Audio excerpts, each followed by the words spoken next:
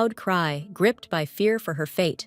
In his thoughts, he returned again and again to one desire, for his beloved Xenia to return to him as soon as possible. Seeing the yellow silhouette of a girl flashing in the distance, the guy instantly felt a surge of excitement and without hesitation hurried towards her. The beauty with golden hair and shining blue eyes turned around and in a gentle voice called her beloved, whose name was Tesser.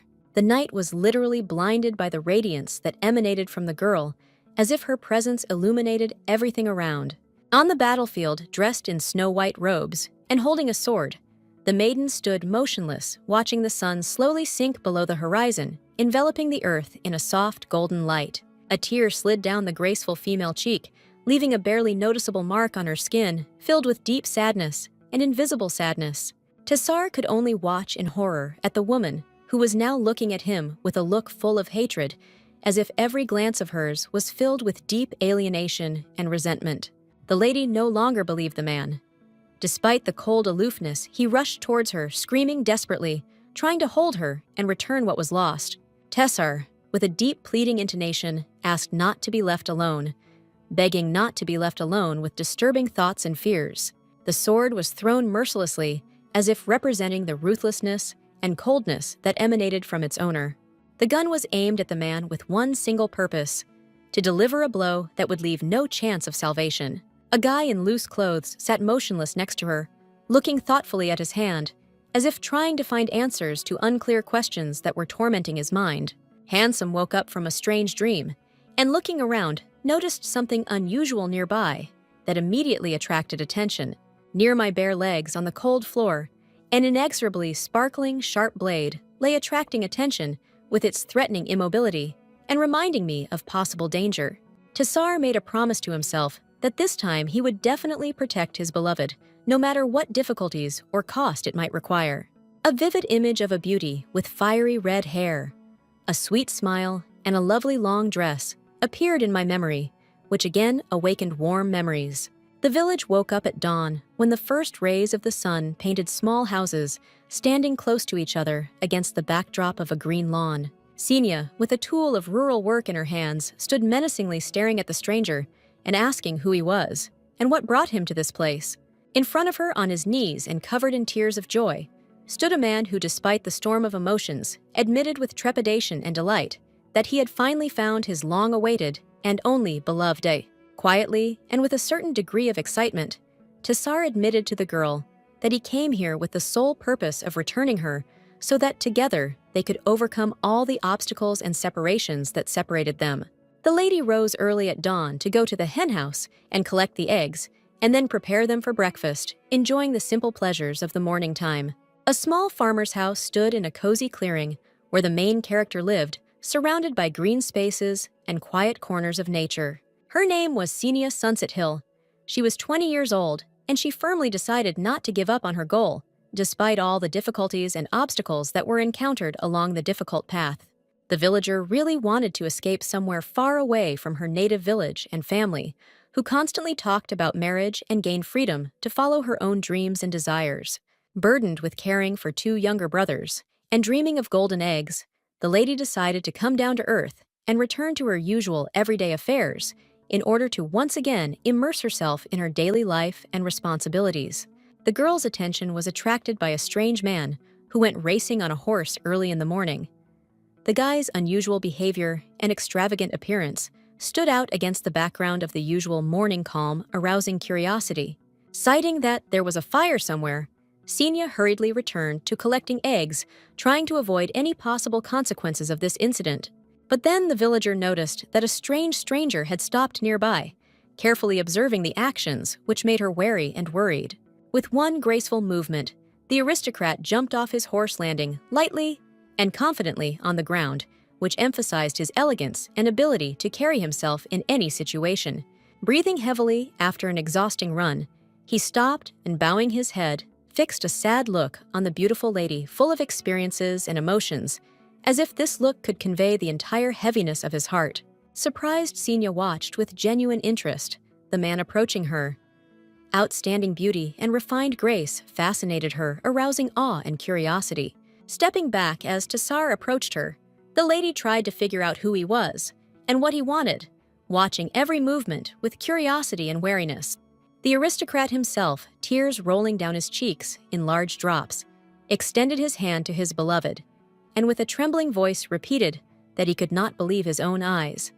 This moment seemed so incredible. Unable to maintain his balance, the man with trembling legs and with inexpressible horror on his face slowly fell onto the soft grass as if deprived of his last strength. Without thinking for long, Xenia, noticing the stranger kneeling in front of her in a begging pose, instantly mistook the guy for a madman. Frightened, the maiden asked about the well-being of the strange man. The woman's voice trembled with anxiety, and her face was distorted with an expression of misunderstanding and compassion. The expression on the man's face made the girl's heart chill for a moment, and she didn't feel very good, although she was ready to help him if it was in her power. Immediately, Tassar, respectfully bending his whole body with a pleading expression on his face, made a request. Every movement and gesture was full of respect and despair. With a plaintive note in his voice and complete sincerity in every word, he asked for her hand and heart, begging his beloved to agree to become his wife and share his life. Continuing to cry, the aristocrat admitted that for a long time he had been crazy about the lovely maiden whose charm and invisible magic had captured a man's heart. The words of this young man seemed almost mystical because he was ready to endure any blows of fate and even contempt from his beloved. Grabbing his companion by the legs, Tassar, with the deepest emotion, and sincerely made a request full of passion and despair. The nobleman begged the lady to become his wife, promising all-encompassing devotion and love. Screaming in fear, Xenia hit the stranger with a stick with all her might, and overcome with rage, called her a pervert, trying to protect herself from his unexpected actions. The whole family, in alarm and worry, quickly ran out to help their daughter. The faces of the relatives were full of determination and care. Each of them was ready to do everything possible to protect their daughter. Despite the presence of the whole family, the man with a determined expression on his face did not back down, and boldly taking a step forward, asked for the hand and heart of a sweet girl. Having replaced anger with embarrassment, the mother, slightly blushing from surprise, hesitantly asked her daughter if this charming and brave man was her suitor. Xenia immediately began to deny everything, hastily declaring that she was seeing this guy for the first time and did not understand at all what they were talking about. With an absolutely serious expression on his face, the aristocrat, introducing himself by his full name, Tassar Nathan Ardiel, declared that he was destined to become the lover of this lady. The peasant woman instantly plunged into a storm of indignation. Her eyes lit up with rage when she saw how this stranger, without shame or conscience, dared to impersonate the vile duke. When the girl's parents decided to expel the strange man, two aristocrats arrived on horseback, confidently descending to the ground with a noble appearance and a willingness to intervene in the situation. They quickly approached their master, amazed at how the commoners dared to show insolence towards the duke himself, and their indignation boiled with indignation and surprise. A guy with red hair, dressed in the armor of a Red Wing Knight, stood with a proud look, while next to him was a man in a white robe who was a recognized genius of magic throughout the country. Showing no mercy to the intruders who invaded their home, Xenia began swinging the stick, sparing no one, and striking left and right. Tassar carefully watched what was happening from the sidelines without interfering, and noticing that his beloved girl doubted the words of the aristocrat, he decisively declared that he was ready to prove his sincere intentions. The knight with fiery red hair informed the lord that the eagerly awaited mounted cavalry was expected to arrive shortly, ready to take action. It began to dawn on the peasant woman that all the words spoken by the man not only sounded plausible, but had every chance of turning out to be true reality. Soon knights appeared, who, turning to their master, were ready to carry out any orders and take part in the upcoming events. It turned out that all the words of the aristocrat were not just the truth, but a true revelation that sounded like a sparkling light in a foggy night, giving weight to each phrase. The duke declared that he would stubbornly seek the villagers' consent until she accepted the offer, despite all the obstacles and resistance. Bowing his head in front of an ordinary commoner, the man was ready to make any sacrifice and make every effort to get consent and become her chosen one. Leaning against the wall, Xenia sighed heavily. The woman sitting next to her at the table had already heard the latest news and was ready to discuss it with her. The girl herself was no longer as confident in her refusal as before when it came to the issue of marriage, especially after discussions and pressure from friends. Sitting next to the aristocrat, the question hung in the air as to why he chose such a daughter-in-law, leaving everyone waiting for an explanation for his unusual choice. Xenia saw this man in expensive clothes for the first time, and the exquisite outfit and impressive appearance immediately attracted her attention, leaving a deep impression. Much to the surprise of everyone present, Tassar unexpectedly agreed that they were indeed strangers to each other, despite all the rumors and speculation that had previously circulated. Suddenly, the lady's mother intervened in the couple's conversation and asked worriedly about the guarantee that the nobleman would not take back his words after the wedding. Tassar, having thought and considered all aspects, agreed to take the oath in the church, realizing the importance and sacredness of this moment. Everyone froze in complete shock at these words. Their faces expressed surprise and indescribable emotion, as if they could not believe what they had just heard. Everyone froze in complete shock at these words.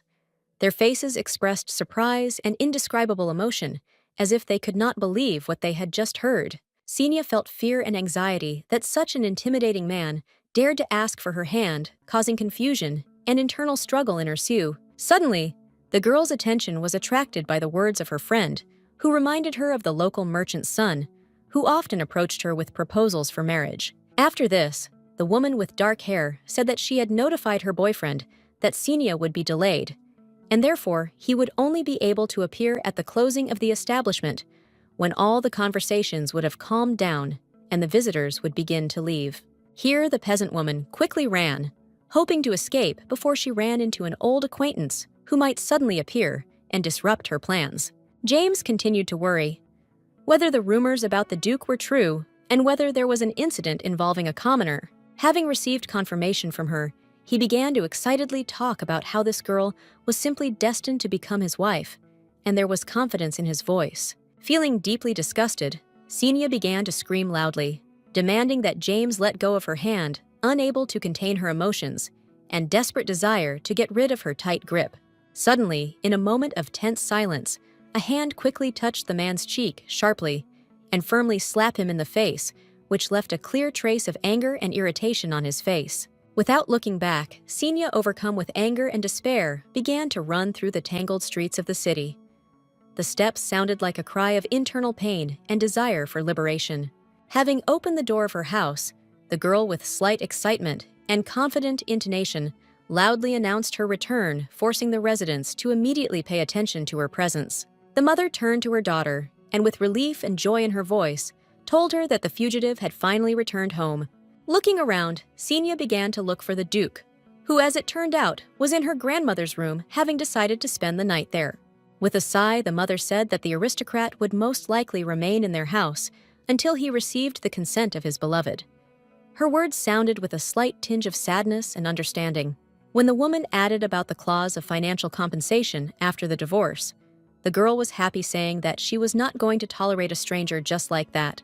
At that moment, the door swung open, and the father and his younger children entered loudly, declaring that he was against this marriage, considering it too strange and not in accordance with their expectations and traditions. Standing in one place, the Duke seemed lost in thought, his stoic and unshakable presence emphasizing his inner determination and readiness to make an important decision. Looking at the attractive young man, Xenia inquired with obvious interest how long he had been patiently waiting for her. The woman's voice was filled with genuine curiosity. Tesser shrugged, not remembering exactly how long he stood at the entrance, although he could have at least knocked to warn of his presence and avoid an awkward situation. However, the aristocrat could not simply enter the house and disturb his beloved's sleep, realizing that this would be extremely inappropriate and would disturb her peace. Xenia closed her eyes from the bright radiance that emanated from the nobleman. The blinding light seemed to envelop him, forcing her eyes to involuntarily close in an attempt to protect herself from the sudden glare. Confusedly, the peasant woman admitted that she was not going to categorically refuse the strange man's proposal, but she needed time to think about the situation and make an informed decision. These touching words brought tears to the guy's eyes, which quickly began to roll down his cheeks, revealing deep emotions and a touching reaction to what was said. Virgo asked the interlocutor to calm down, explaining that she had one more condition that she would like to discuss before making a final decision.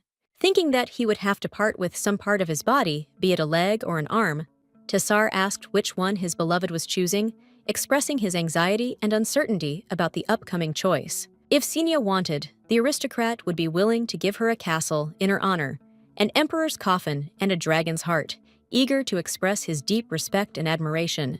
Grabbing the man's hand, the girl paused, ordering him to listen carefully. The voice was full of urgency and determination to convey important words. The peasant woman had much simpler demands. She needed to help her family with work on the farm. These tasks were not so difficult, but required diligence and dedication to support the work of the family farm. A joyful smile appeared on the man's face, and with a slight hint of excitement, he asked if this was all that was required in order to win the hand and heart of his beloved. Tassar was ready to fulfill all the demands as well as any other desires of the sweet girl, showing his willingness to go to any lengths for her happiness and satisfaction. The aristocrat, despite his pompous role in society and universal recognition, was determined to go out into the backyard to personally feed his chickens, thus showing care and simplicity. The hens, looking haggard and weakened from the constant and harsh collection of eggs carried out by the Duke without regard to their physical condition and needs, were now in urgent need of rest and care. Xenia, shocked, looked at the guy, who despite the hard physical work, looked not only fresh and clean, but also attractive, which seemed completely inappropriate for his fatigue.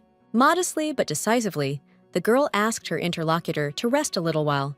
She thought about a new job for him, so that he could recover and prepare for the next tasks. Some time passed. Straightening her hair with her hand, Xenia asked the man with interest if he was bored while waiting.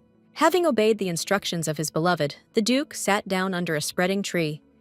His back felt the coolness of the tree bark, and he plunged into deep thoughts. It was quite enough for the aristocrat to watch his beloved so as not to feel time. Her every gesture, every movement was like an eternity for him in which he could forget about the world and its worries. The embarrassed commoner looked away. Her pretty cheeks turned pink, and her eyes modestly stared at the ground, trying to hide her awkwardness. The two of them headed down the city road, striking up a conversation about how the Duke was settling into his new home, sharing details and impressions of each change. Xenia worried whether the new home had comfortable beds, soft pillows, and other necessary amenities, imagining how the guy would relax after long days, and hoping that everything would be done with attention to detail and comfort. Tassar admitted that he did not try to gain the maiden's trust in this way, and really did not feel any discomfort. He made a solemn promise that he had never told a lie, assuring everyone of his absolute honesty and sincerity. The Virgin was sincerely glad to hear such words, because she could not stand deceivers and always valued sincerity and truthfulness as a rare and valuable gift in a world full of lies and hypocrisy. Tassar already knew that Xenia hated lies and intrigue, and this surprised her companion, because the desire for honesty and sincerity was deeply rooted in her nature. Listening to such touching words, the commoner could not believe the rumors that called the Duke a monster and a bad person, because the woman's heart was filled with trust in his sincerity and nobility. After this, the lady, unable to restrain her curiosity, asked the man what was the reason for the frequent tears, because his emotional swings caused her deep concern. The aristocrat, being a man with refined taste and deep emotions, would also be interested in the answer, since he noticed such manifestations of feelings only in the presence of his beloved. After such words, the girl felt extremely guilty, realizing that her actions may have been inappropriate and caused pain, causing her to doubt her own actions. Gently and carefully, her hand like a cloud slid to his face, to gently wipe away his tears with the handkerchief that Xenia carefully held in her hands. The girl, with trepidation and care, whispered to the man not to cry, and then, looking at him in surprise, asked the question whether this was really their first meeting. Tassar, with awe and slight surprise in his voice, agreed that this was the first time that his beloved was so close and so kind to him, as if this moment was filled with magic and tenderness.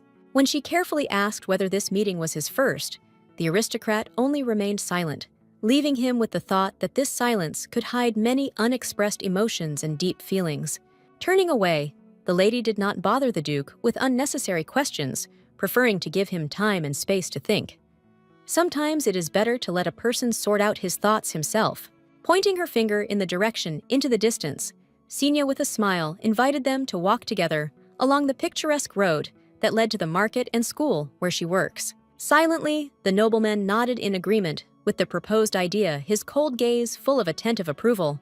The villager thought to herself that perhaps her resemblance to the Duke's former lover was so significant that it became the reason for his deep memories and hidden emotions. First, the girl suggested going to school to resolve issues that needed to be discussed in this important and familiar place for them. Politely, Xenia asked her new acquaintance to wait some more time until she collected all the necessary things and was ready to continue their meeting. The man, noticing the lady whom he had been waiting for so long and finally saw instantly, became alert as soon as the fragile figure became visible on the horizon, causing him anxiety and tension. A strong male hand grabbed her, not allowing her to take a single step, like the confident grip of an iron manipulator unwilling to let go of his prey.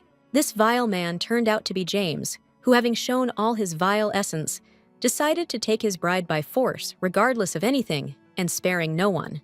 The commoner was deeply indignant that the girl was ready to marry the first person she met, and not him despite all his efforts and feelings invested in this love. Xenia was proud and independent, and therefore would prefer to remain alone than to marry a man like him who does not deserve respect and love. James, enraged, and with his hand raised, shouted that he wanted to hit his ex-lover, while admitting that he only dated her for her pretty face, seeing nothing more in her.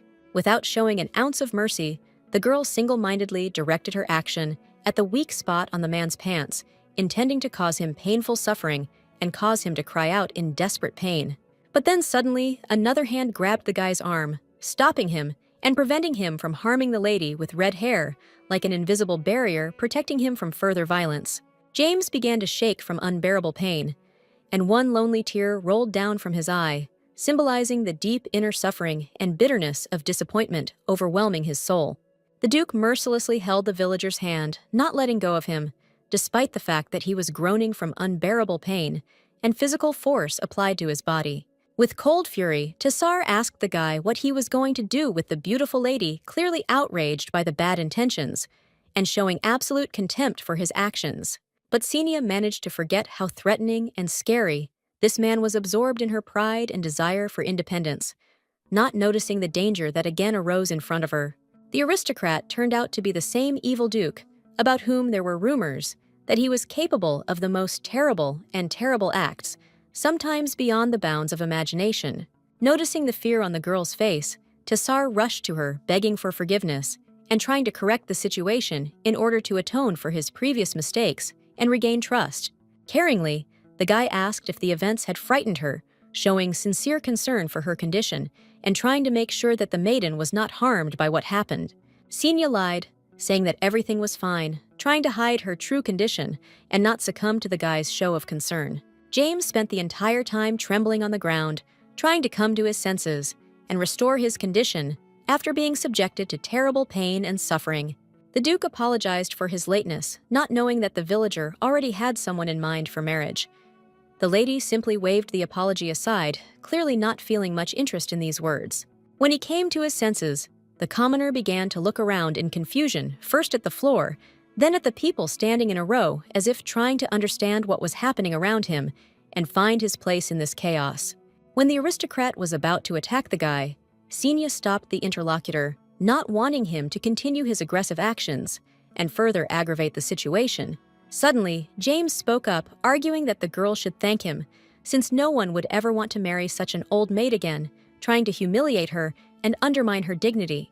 Xenia felt anger begin to consume the lady, like a dark wave, trying to consume all of her consciousness and emotions, leaving only rage and determination. After that, in search of consolation and support, she pressed herself against the strong hand of the aristocrat, trying to find peace and a sense of security in such a touch. Smiling sweetly, the girl, with a gentle sparkle in her eyes, confidently declared that she intended to become a countess, despite all the obstacles and difficulties that she might encounter.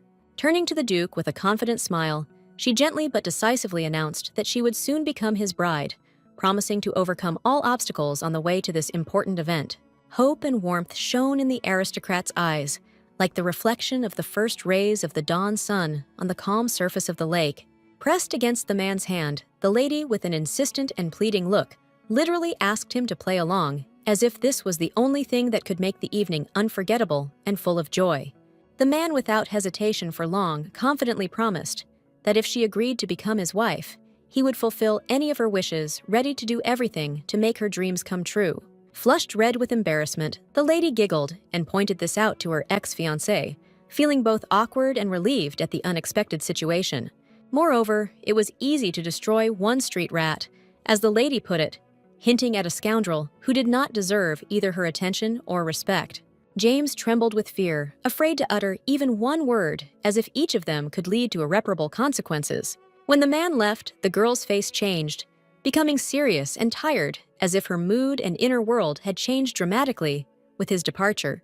Shyly, like a modest peasant woman, she moved away from the aristocrat, giving him space and allowing him to feel more comfortable in this awkward situation. After that, when asked about marriage, she gave her consent with trepidation and slight excitement, feeling how her big heart was filled with joy and excitement from the decision made. Xenia was surprised to learn about the possibility of having a secret lover, but the only condition for this was her agreement to marry the Duke. The guy had no right to ask for love. His desires were more modest. He just wanted to be close to feel a woman's warmth and presence. The peasant woman was completely bewildered, not understanding why, among the many ladies of the world, Tessar chose her. A strong hand reached out to the fragile one, wanting to support, as if it was looking for consolation and support in this tender and vulnerable gesture. Finally, the Duke admitted that this was the only way to protect the girl, sincerely explaining that such actions were dictated by a deep desire to ensure safety and well-being. Realizing that this was the moment when her feelings and circumstances reached the point where there was no longer any doubt, Xenia finally gave her consent to the marriage, realizing the significance and sincerity of this decision. The girl was finally convinced that Tessar was destiny, realizing that their paths had not crossed by chance, and that their relationship was destined to become an important part of the lady's life. The aristocrat could not help but notice that this time, his beloved was more serious than ever. Her gaze and mannerisms became especially deep and concentrated, as if she was making an important decision or realizing the significance of the moment. Xenia really didn't understand why Tessar decided to marry an ordinary commoner. The lady thought that perhaps the man would cry again, realizing the complexity and difficulties of such a choice. But instead of tears, the Duke smiled widely, radiating joy and satisfaction. The choice brought him indescribable happiness and inner peace. The villager was worried, because she did not know the rules of etiquette and manners. But Tessar confidently stated that he was ready to kill anyone who dared laugh at her, ready to protect her honor and dignity at any cost. The father and his youngest son were deeply excited and carefully watched in front of them, immersed in their thoughts and experiences. Every moment required special attention and concentration. Silky red hair was neatly pinned with a beautiful precious hairpin, which glittered, emphasizing the sophistication of the hairstyle. Xenia struck with her beauty like the morning dawn illuminating the world with its bright and delicate shades, and every glance was attached to her exquisite grace and charm. The family couldn't believe that their own daughter was standing in front of them. She was so transformed and beautiful that it seemed as if they were seeing the baby in a completely new light. It turned out that they were going to go with her of their own free will.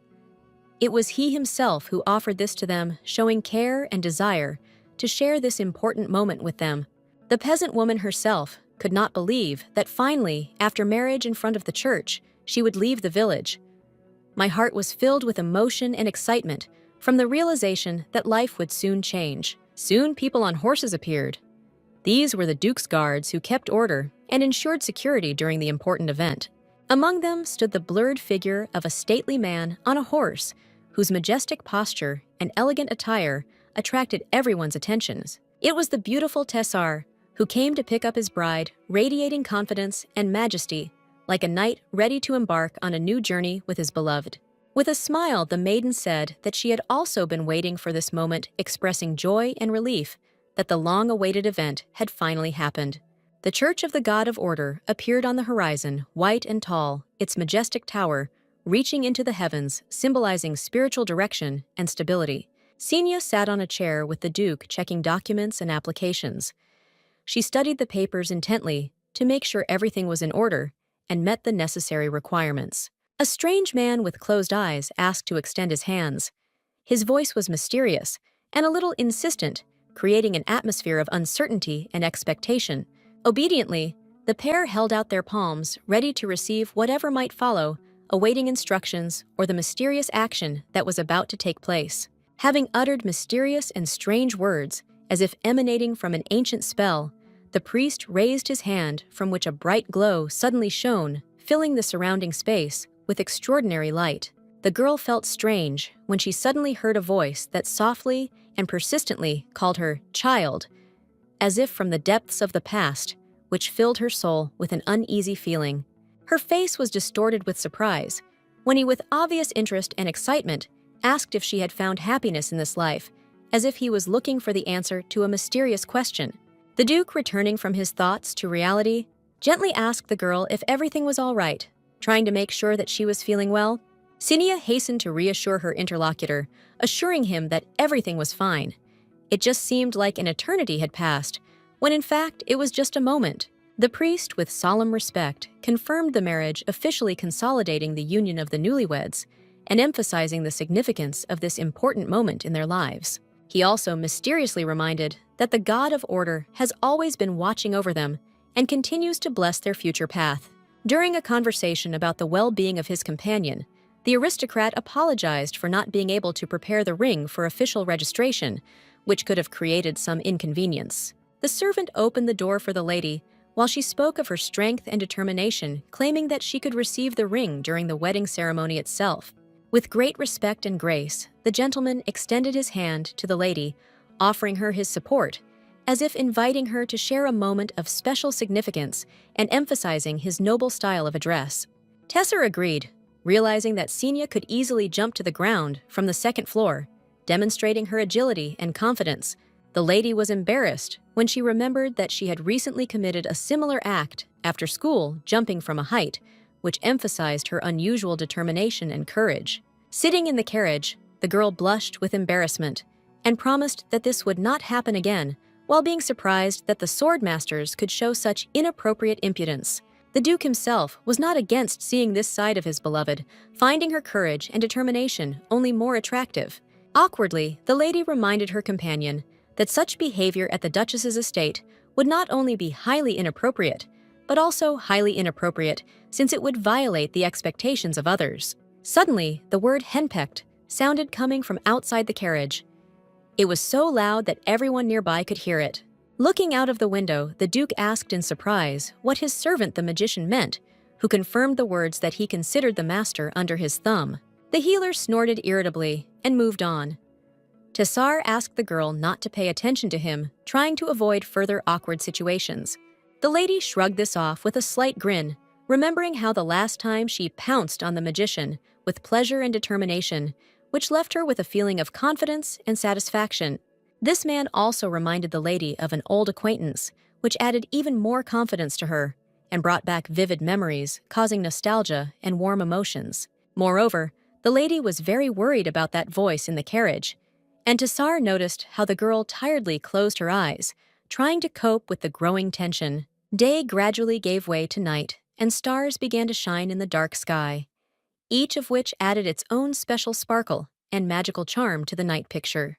The lady was awakened by the insistent touch of a man's hand, which gently but confidently disturbed her sleep, attracting attention and arousing curiosity.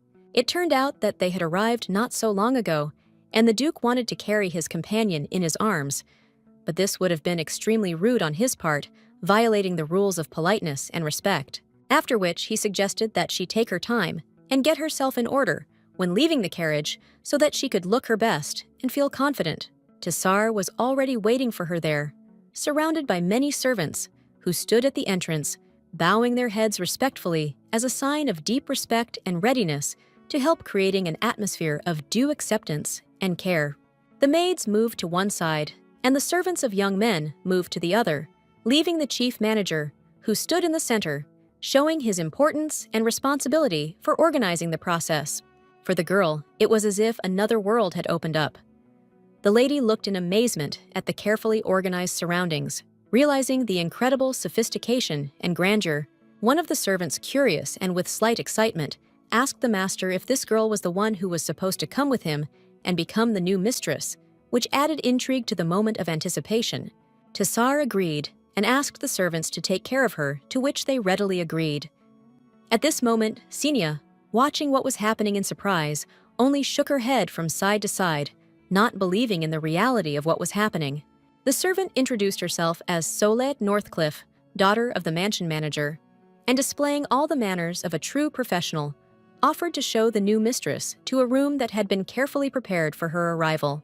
The man confirmed that the time was already very late, and therefore the companion could calmly leave to enjoy a well-deserved rest. Xenia was pleasantly surprised by the expensive and elegant furniture that surrounded her in this sophisticated interior, with chic finishes and sophisticated design, emphasizing the luxury and sophistication of the environment. When the servants began to open the gate, it turned out that behind them was a double door, which unexpectedly expanded the space and added an element of mystery to what was happening. There inside, the maids were already carefully organizing the mistress's belongings, putting each item in order, with careful attention to detail. The bed was large and incredibly comfortable, with a soft mattress and luxurious pillows, providing the ultimate in comfort and relaxation. Before leaving, Solette, with a show of sincere concern, said that if the owner needed any help or support, she should definitely let her know. Mia and Daisy were the hostess's personal maids, two sweet girls dressed in neat uniforms that showed their professionalism and dedication to their work. The girls approached the lady, who with a slight sigh and a peaceful expression on her face, ordered them to go and rest, since she did not need anything at the moment. However, the attentive maids noticed how tired the hostess looked and decided to send her to a bath with warm water so that she could relax and regain her strength. Tired and red from the warmth of the water, Xenia emerged from the bath, feeling her muscles relax and tension go away, feeling renewed and refreshed, ready to fall into a deep and restful sleep. With a quick step, the maiden walked towards the bed, eager to do what she had long wanted, with a slight excitement in her soul and anticipation of the long-awaited rest, which promised to bring her peace and comfort. Rolling around in the bed in the sheet, Xenia enjoyed every minute of this pleasant moment, enjoying the softness of the bed linen and feeling how fatigue was leaving. Suddenly, the lady's joyful mood was interrupted by a knock on the door. Opening it, she suddenly encountered a man who was right in front of her. There stood the embarrassed Duke, who had arrived late with his companion, apologizing for the late visit and asking forgiveness for the unexpected interruption of privacy. It turned out that the Duke was worried about comfort and suggested replacing the lady's bed with a larger one, which caused her to giggle. Turning away, Xenia asked the Duke to be silent. Otherwise, she was ready to die of shame. The woman's face turned red and her heart beat faster from the awkwardness of the situation. The aristocrat took the lady's words to heart and with a tinge of embarrassment asked not to speak like that. The man sincerely regretted his inappropriate proposal and wanted to make sure that her feelings were not hurt. The guy was pleased that he was able to satisfy the desire of his new wife, and this started a conversation. The lady in turn was interested in the reasons for the conversation at such a late hour and tried to understand what led to this unexpected visit. Closing the door to her chambers, she invited the nobleman to come inside to continue the conversation in a more private and calm environment where they could discuss all issues without unnecessary interruptions and glances. Together, they entered the room and sat down at the table, which was set for conversation in a cozy atmosphere. In this calm corner, they could concentrate on the conversation and discuss all the issues that interested them. Sitting in a chair, the man began to ask what else his companion might need, besides a bed, trying to make sure that she felt completely comfortable and all her needs were taken into account. Smiling sweetly, Xenia assured him that everything was fine, and she didn't think she deserved such special and attentive treatment. The words were full of sincere gratitude. The aristocrat hastened to convince his beloved, arguing that she deserved it much more than anyone else, and that her dignity and beauty made her the only one who could claim such a privilege. After which, he added that the lady should not have thought about such a trifle, because the girl's true meaning and place in the world are much more important. The Duke strongly recommended that she not be shy about asking for more, and the more she communicated with this man, the more clearly she realized how deep and multifaceted the aristocrat was. It turned out that the nobleman hired new people, especially for her, who could be trusted. Among them were a good-natured local potter and several other reliable people. The Duke smiled in response to her words, confirming that Nana and Solette were truly people who could be trusted and who were ready to support in any situation. Slowly, Tessar extended his hand forward, but his movement was not just mechanical. It was as if he was trying to convey with his gesture all his thoughts and intentions, giving the moment special significance. After which, the Duke added that all these people were ready to sacrifice their throats and give their lives in order to protect him from any danger and carry out any orders. It was a shock for the girl to realize that these workers could become not only reliable support for her, but also real allies in difficult times. Xenia thanked the nobleman from the bottom of her heart, and his unexpected reaction, tears that he could not hold back, scared her a little, but also deeply touched her. The man apologized for his behavior, and in response, the lady, wiping the man's cheeks with her dress, reassured the guy, saying that everything was fine and there was no reason to worry. Xenia convinced her companion that she would be by his side and support him in all difficulties.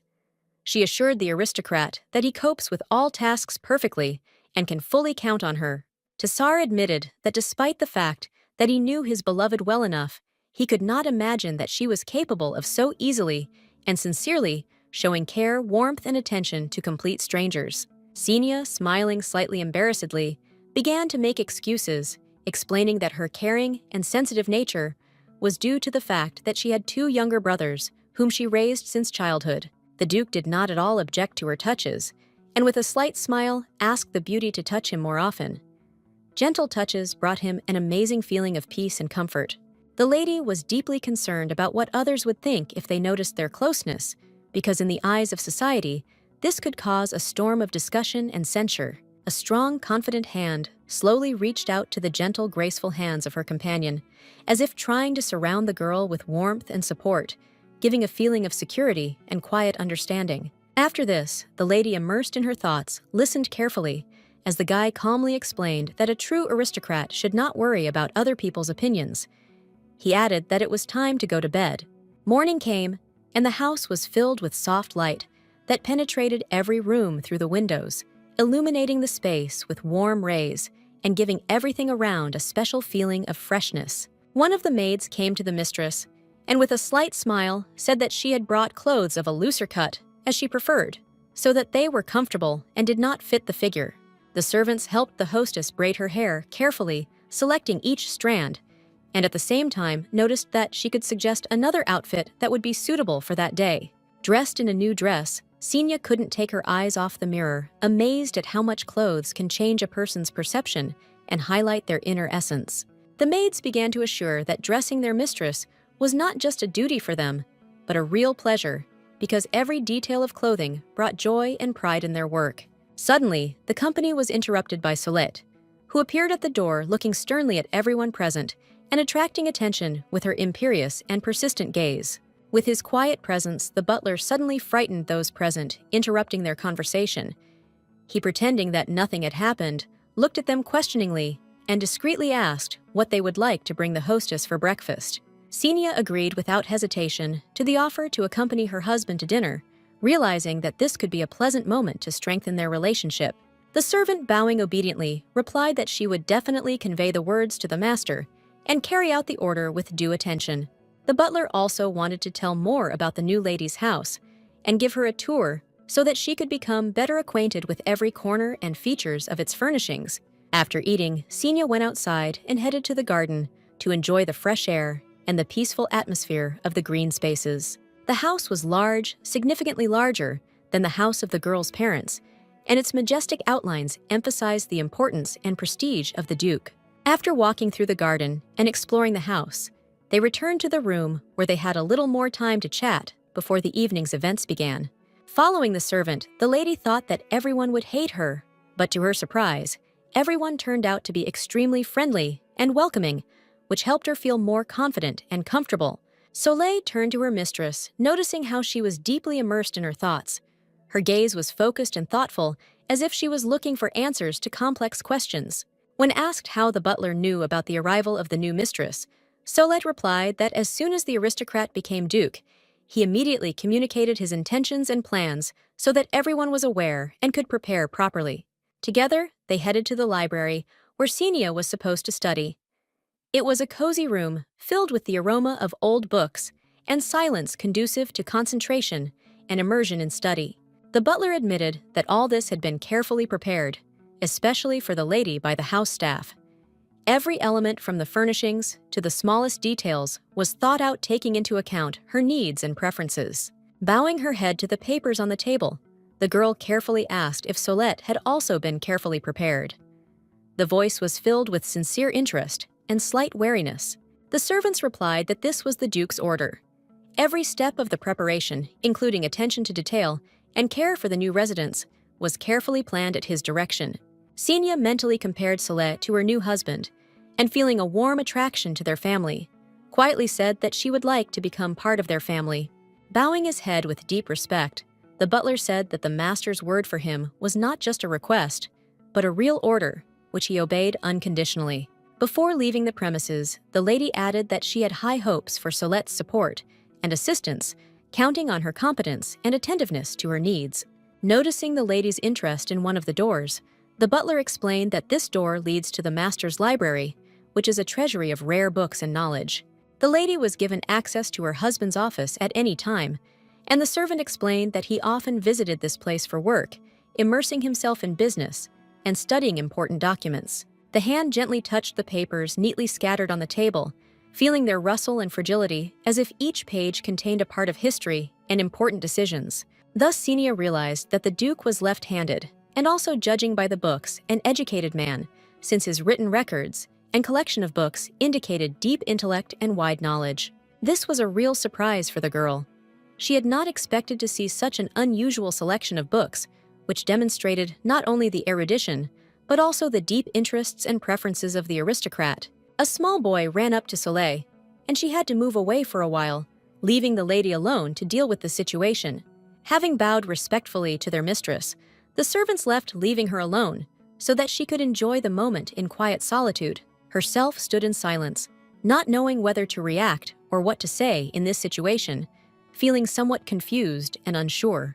Turning and looking around, the lady decided that the moment had come to leave this place filled with a feeling of prolonged anticipation and boredom. Suddenly, the girl's attention was completely captured by the dagger elegantly placed in a transparent glass display case, where it sparkled and sparkled like a magical decoration, attracting the eye with its exquisite brilliance. Bending over the weapon, she began to carefully examine the ancient object, immersing herself in its ancient history and each carefully carved pattern, as if trying to unravel the secrets hidden in its elegant details. The Virgin did not even have time to realize how Tassar appeared behind her, as if from the shadow itself, as if he had appeared from the darkness quickly and invisibly, reminding of his presence. He grabbed her hand with such lightning speed that she barely had time to feel the touch of the dagger blade, which was already preparing for a swift strike. The Duke, although he asked for forgiveness, urgently asked that his companion not touch this object, avoiding her hands and keeping it intact. The aristocrat stated with a confident tone that everything in the house, without exception, belongs to the lady, with the exception of this dagger, which made the lady embarrassedly apologize, realizing her mistake and awkwardness in this situation. The Duke reassured everyone, saying that everything was in order, and explained that the knife was cursed, which explained its special meaning and required careful handling. The shocked lady exclaimed in complete confusion as to why her husband had not taken care to hide this dagger if it was cursed and could pose a real threat to safety. Tassar added that this was intended as a safety net, and it was possible that the Duke wanted to use the dagger's curse against someone who might pose a threat. The man asked everyone to refrain from testing their luck and not to touch the dagger, explaining that even a light touch to the rack where it was located could cause considerable pain. Xenia realized that she didn't want anything bad to happen to her and decided to act carefully to avoid possible troubles. The man complimented the lady, noting that she looked stunning with an elegant and sophisticated look that was eye-catching and admirable. Xenia explained that all this beauty and sophistication became possible thanks to the efforts of the maids who came from the capital and carefully helped her in preparation. Ardiel was sincerely glad that the servants showed incredible kindness and attention to the new mistress, providing her with all the necessary care and support. The aristocrat suggested having a cup of tea after dinner to spend time together in a pleasant conversation, and enjoy communication in a relaxed atmosphere. Sitting with a cup of tea on the sofa and enjoying the cozy atmosphere, Tesser decided before the wedding to ask the lady an important question that had been bothering him for a long time and required a sincere answer. The Duke knew that the wedding was supposed to be grand, with a magnificent celebration. But despite this, he wanted to shorten the ceremony, making it more modest and laconic. Xenia would ask that you be honest with her and tell the truth about what will happen in such a case to avoid misunderstandings and ensure transparency in all subsequent steps.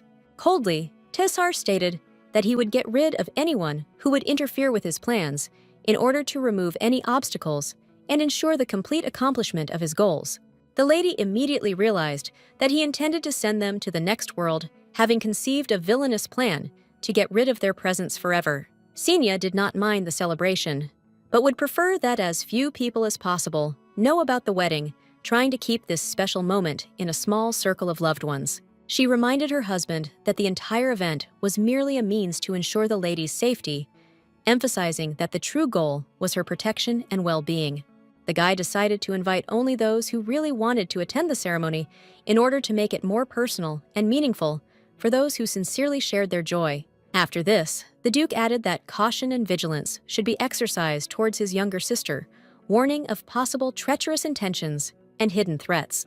This came as a real shock to the lady since she had never before seen the guy's sister, who was staying in the mansion, and was amazed that her presence could pose a danger.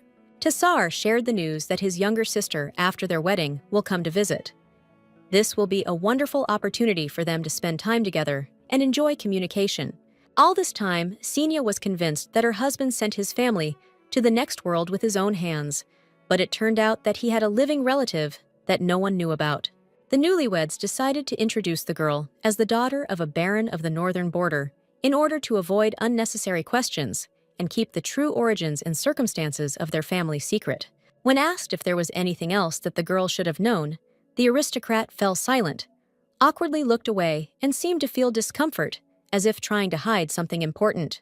The girl immediately realized that she had touched on a forbidden topic when she saw how the aristocrat froze, awkwardly looked away, and clearly felt discomfort. Suddenly, Xenia turned pale when she heard the word lips.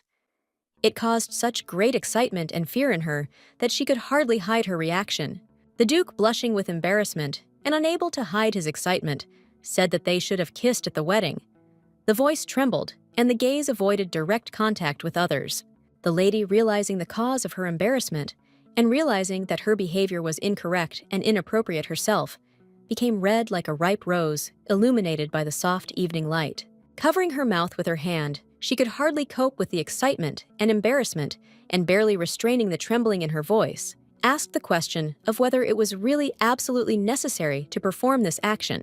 For a young girl, this moment will be the first kiss, which will fill her heart with trepidation and excitement, opening up a whole world of new emotions and impressions. It was also surprising and a little uncomfortable for the Duke to feel so shy about such a simple but meaningful kiss. To fill the silence and brighten up the awkwardness of the moment, Xenia began pouring aromatic tea into cups carefully distributing it, trying to create an atmosphere of comfort and warmth. Tesar emptied the cup in one gulp quickly, drinking the drink as if trying to forget about the pause and regain the feeling of lightness and ease. The girl noticed that the interlocutor looked rather unwell. His tired appearance and gloomy expression clearly indicated that he was going through difficult times. Shyly, the Duke replied that despite his tired appearance, everything was in order, adding that it was already quite late, so it would be better for everyone to go to bed. Before the aristocrat left, the lady shyly talked about the possibility of a kiss, hoping for a closer and more tender farewell. The man promised to do everything in his power to win the heart of his future wife and make her absolutely happy, turning their life together into a fairy tale. When Tesar left, the girl could not help but laugh, as the girl was overwhelmed with a feeling of tenderness from the touching and funny situation that she had just witnessed. With only a week left until the wedding, the mansion was busy with intense preparations for the event, including decorating the halls, organizing all the details, and finishing touches to make the day unforgettable. The servant, approaching his mistress with expressive respect, politely announced that the long-awaited moment had come when they should leave the cozy mansion and hit the road. Accompanied by the mustard hues of the sunset, they headed to the tailor, who would make them an exquisite wedding dress. One of the maids, trying to cheer up the hostess with a warm smile and sincere optimism, assured her that Xenia would be able to have a great rest and sleep well that night, despite all the worries and worries.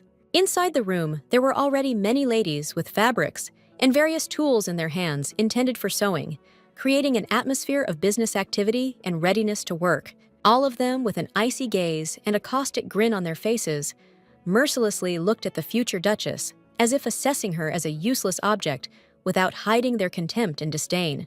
The lady finally realized why the maids had dressed her up so carefully today. It was not just a whim, but part of a carefully thought-out plan. Smiling, the tailor introduced himself, saying his name as Lacarne from the Sparkling Water Sparrow Atelier, proudly displaying the skill and sophistication of his work. Examining the lady with carefully hidden curiosity, the tailor politely asked if she was the future wife of the Duke. The man's voice was full of refined respect, and the glance that slid over the outfit betrayed professional interest. The man, complimenting the lady, noticed that rumors from the north, full of intriguing details and exciting stories, had long ago reached the capital. The tailor, slightly surprised that the lady who came to the fitting was not wearing a corset, politely asked her to raise her hands in order to take measurements of her fragile waist with maximum accuracy. The assistants began to actively condemn and discuss the Duchess, exchanging opinions on the lady's behavior and appearance, not missing the opportunity to express their dissatisfaction and censure. With a smile on her face, Xenia stated that she is quite satisfied with her body and does not see the need to change or fix anything. One of the seamstresses suggested slightly cinching the waist, noting that in her native capital, this style was very popular and was considered a fashion trend which could add elegance and sophistication to the girl's image. An irritated Xenia demanded to know the name of the impudent maid who dared to interfere with personal preferences and speak out about someone else's appearance. However, the lady was not going to forgive such a daring act, and keeping a cold smile on her face, demanded that the servant immediately name the insolent maid. The frightened woman, with a trembling voice and lowering her eyes, admitted that her name was Sarah, trying to hide the fear and excitement that were clearly visible on her face. The Duchess aggressively thanked the lady for her advice, noting with obvious sarcasm that in the opinion of women, women are valued only for their narrow waists, as if this is the only thing that determines their dignity and importance. Now, Xenia remembered the name Sarah, noting to herself that this maiden was honest and brave, because she was not afraid to express her personal opinion despite the possible consequences. The assistants from the atelier did not expect that the newly minted aristocrat would show such obvious resistance and dare to object, expressing her opinion against their proposals, which led them to bewilderment and cause awkwardness. Xenia did not listen to the apology, and maintaining a cold calm, demanded that her personal maid immediately remove the insolent servant from the room, leaving her without the opportunity to return. The lady absolutely did not want Sarah to touch her anymore, preferring to avoid any further contact with this woman. Lacarne realized that he had been mistaken in his assessment of the Duchess, and eager to correct his mistake, hastily intervened, declaring that he would replace the assistant with another more suitable servant. Xenia felt irritated, and not caring about the status or fame of those present, ordered all employees of the studio to leave the premises immediately to avoid further discontent and conflict. With his hands folded in front of him, Lacarne hastened to reassure his lady, assuring her that they were among the most popular in the capital and highly regarded for their skills and professionalism. The aristocrat noted that if they left unnoticed and without unnecessary noise, she would remain silent and would not spoil their reputation, thereby giving them a chance to avoid further consequences. Tassar, having learned about what had happened from the maids, immediately arrived to his beloved, trying to find out the details of what happened and express his support. He came into the room to tell her that he had managed to get rid of the annoying impudence, although at that time, the Duke should have been at his workplace performing his official duties. In a cold and indifferent tone, the man stated that he intended to take the lives of the tailors, who by their behavior or actions greatly angered him and crossed all boundaries of patience. Xenia expected such a reaction, but could not understand why immediately kill innocent people instead of finding a more rational solution to the problem. Pulling at the fabric of the Duke's clothing, the lady, with obvious calm and confident determination, asked to leave this matter to herself, assuring that she preferred to deal with the situation in her own way, not wanting the interference of outsiders. To find a new dress, Xenia decided to turn to her personal maids, who had old friends in fashion circles, and could help in finding the perfect outfit. Lacarne was outraged without hiding his displeasure, and expressed strong dissatisfaction with what was happening, believing that the situation was out of control and required immediate intervention. When the assistant informed him that the Duke no longer needed his services, the man was shocked and deeply indignant, not understanding why the efforts were unnecessary and withdrawn without prior notice. He was afraid of losing clients who paid generously for his services, and in an effort to understand the reasons for what was happening, he sent his assistant to find out the details and return information about what happened. Lacarne noticed orders being canceled one after another and realized he needed to investigate the reason for the changes to understand what led to such a drastic turn of events and how it might affect his business. A loud cry was heard, drawing attention to Mr. Waldrick.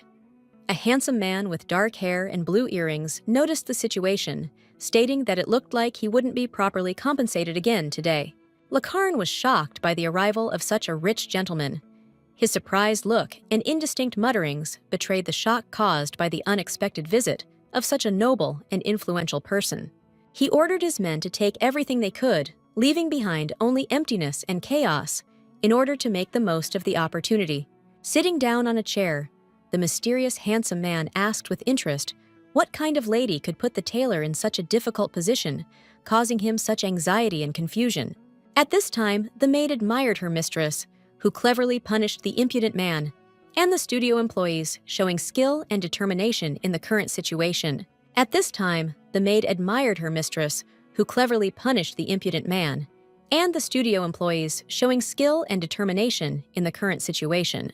She felt uncomfortable because the dress was so expensive that its cost could easily buy an entire village, which added unnecessary tension to the sensations.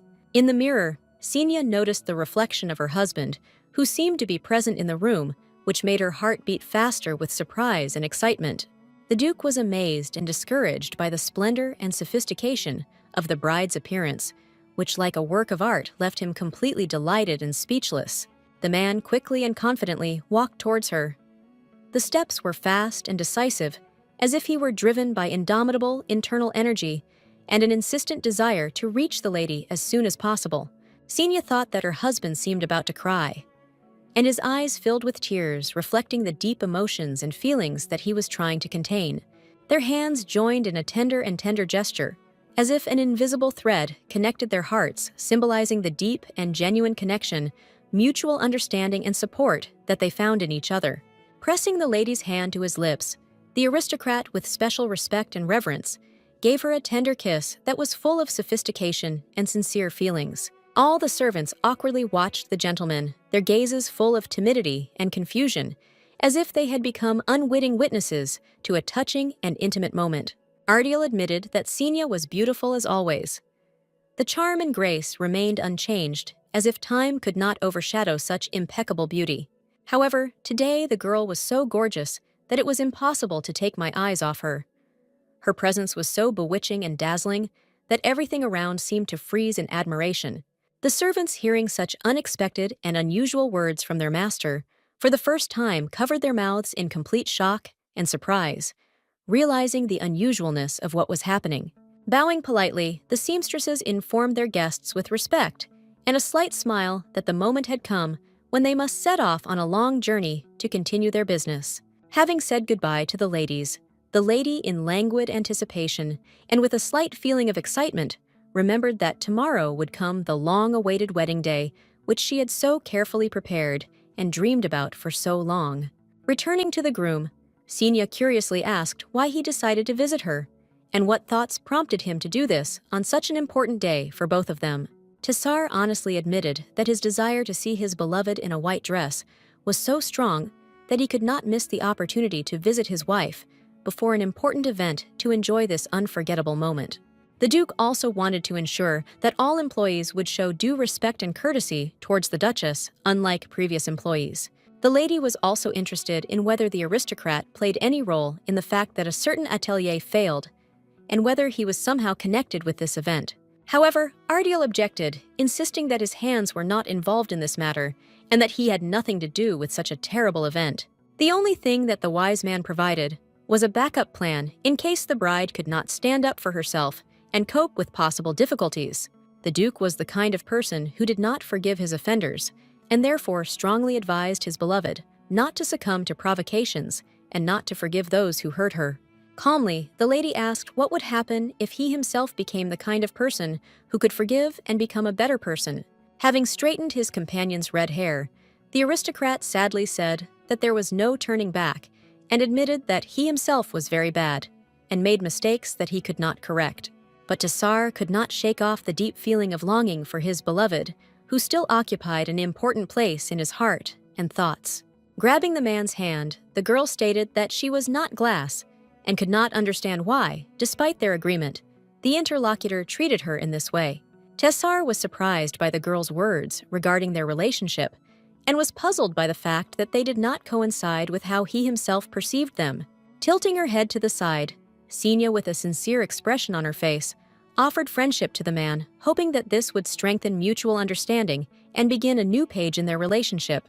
Noticing how her companion began to cry, the lady ordered him to compose himself and simply answer the questions, demanding clarity and honesty from him in their conversation. The guy bowed his head blindly, following the words of his beloved, and despite his own feelings, obeyed her demands and instructions. Smiling, he admitted that he was not against her demands, since he incredibly liked Xenia, and was ready to make any compromises and concessions for her sake, despite his own desires.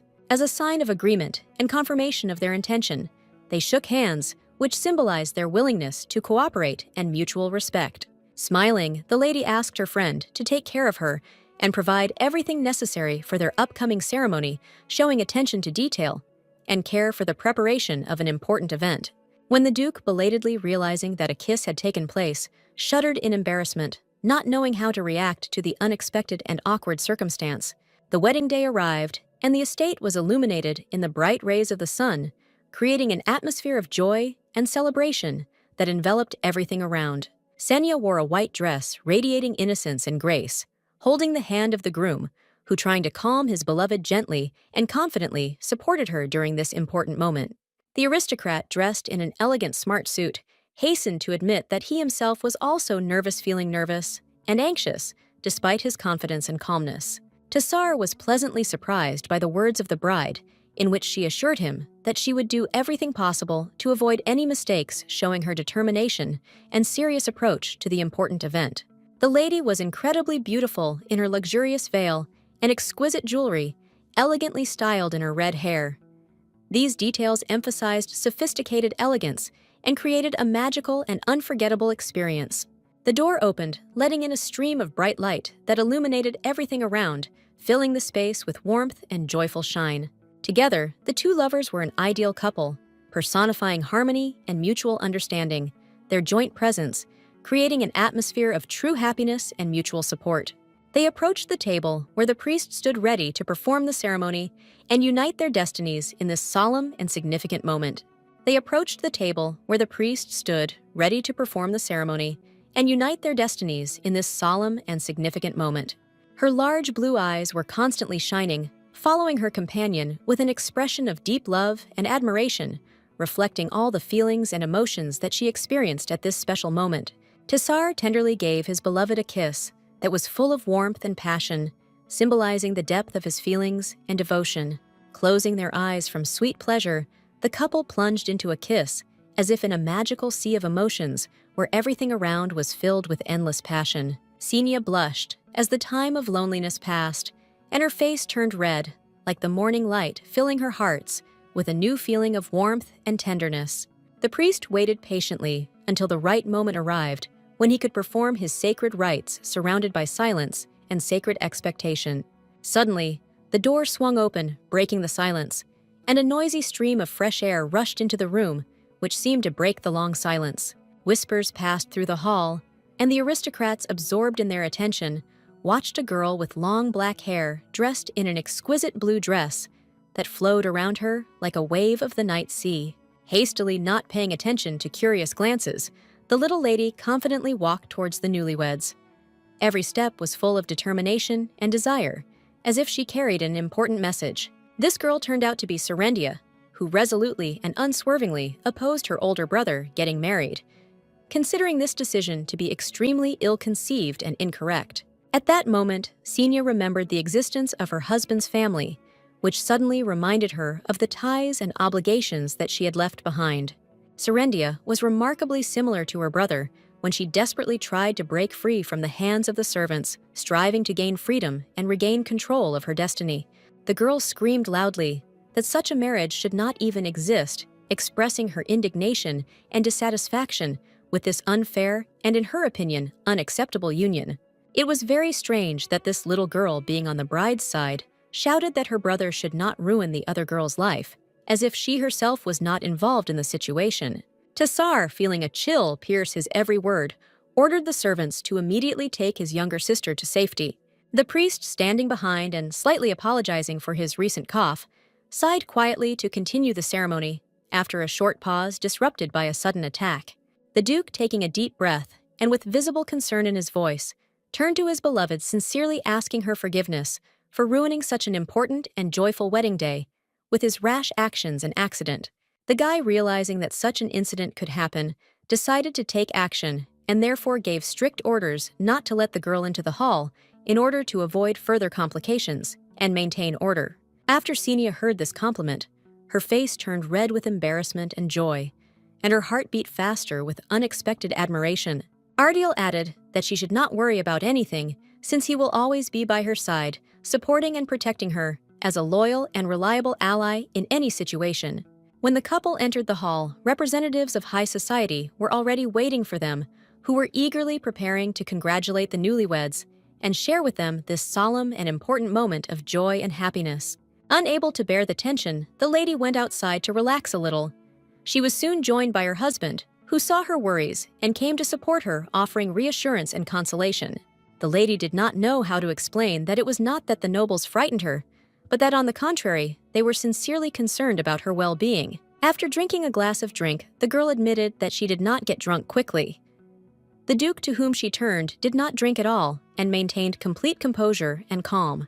The lady's attention was suddenly attracted by a loud scream that sounded nearby, and instantly made her alert, distracting her from her current thoughts and forcing her to look for the source of the noise. There, clutching the edge of the balcony and clinging desperately, hung the Duke's younger sister. The baby struggled to hold on in her arms, loudly, screaming in panic and desperately calling for help. The girl's voice echoed throughout the palace. The loving couple instantly became alert, realizing that Serendia was in serious danger. Their hearts sank with anxiety, and they realized that they must act immediately to save her and prevent a possible tragedy. Without thinking twice, as Senya continued to scream in horror, the Duke decisively stepped foot onto the balcony, ready to do whatever it took to save his little sister. He made a swift leap instantly, finding himself nearby on the edge of the balcony, ready at any second to pick up the lady and pull her out of danger. The man grabbed the baby by the dress with a strong hand, not allowing her to fall off, while she desperately ordered to let her go, not realizing the fragility of her position. Eventually, Serendia was saved. Breathing heavily and trembling from the horror she had experienced, the lady could not hold back the tears that slowly flowed down her cheeks, reflecting the depth of her fear and relief. Senya, immersed in her thoughts, sat silently and listened carefully to the conversations of her relatives, their discussions filled with emotions and experiences. The girl believed that such a relationship between brother and sister was quite normal, believing that their interaction, despite all its peculiarities, was normal and natural for family ties. Serendia thought that it would have been better if that person had not invited her here at all, because everything would have turned out differently. The stern man ordered the girl to stop acting childish and pull herself together, showing seriousness and restraint that corresponded to the current situation. Senya thought about how much they were alike, because the baby, just like him, tried to hold back her tears, showing amazing courage and endurance in difficult moments.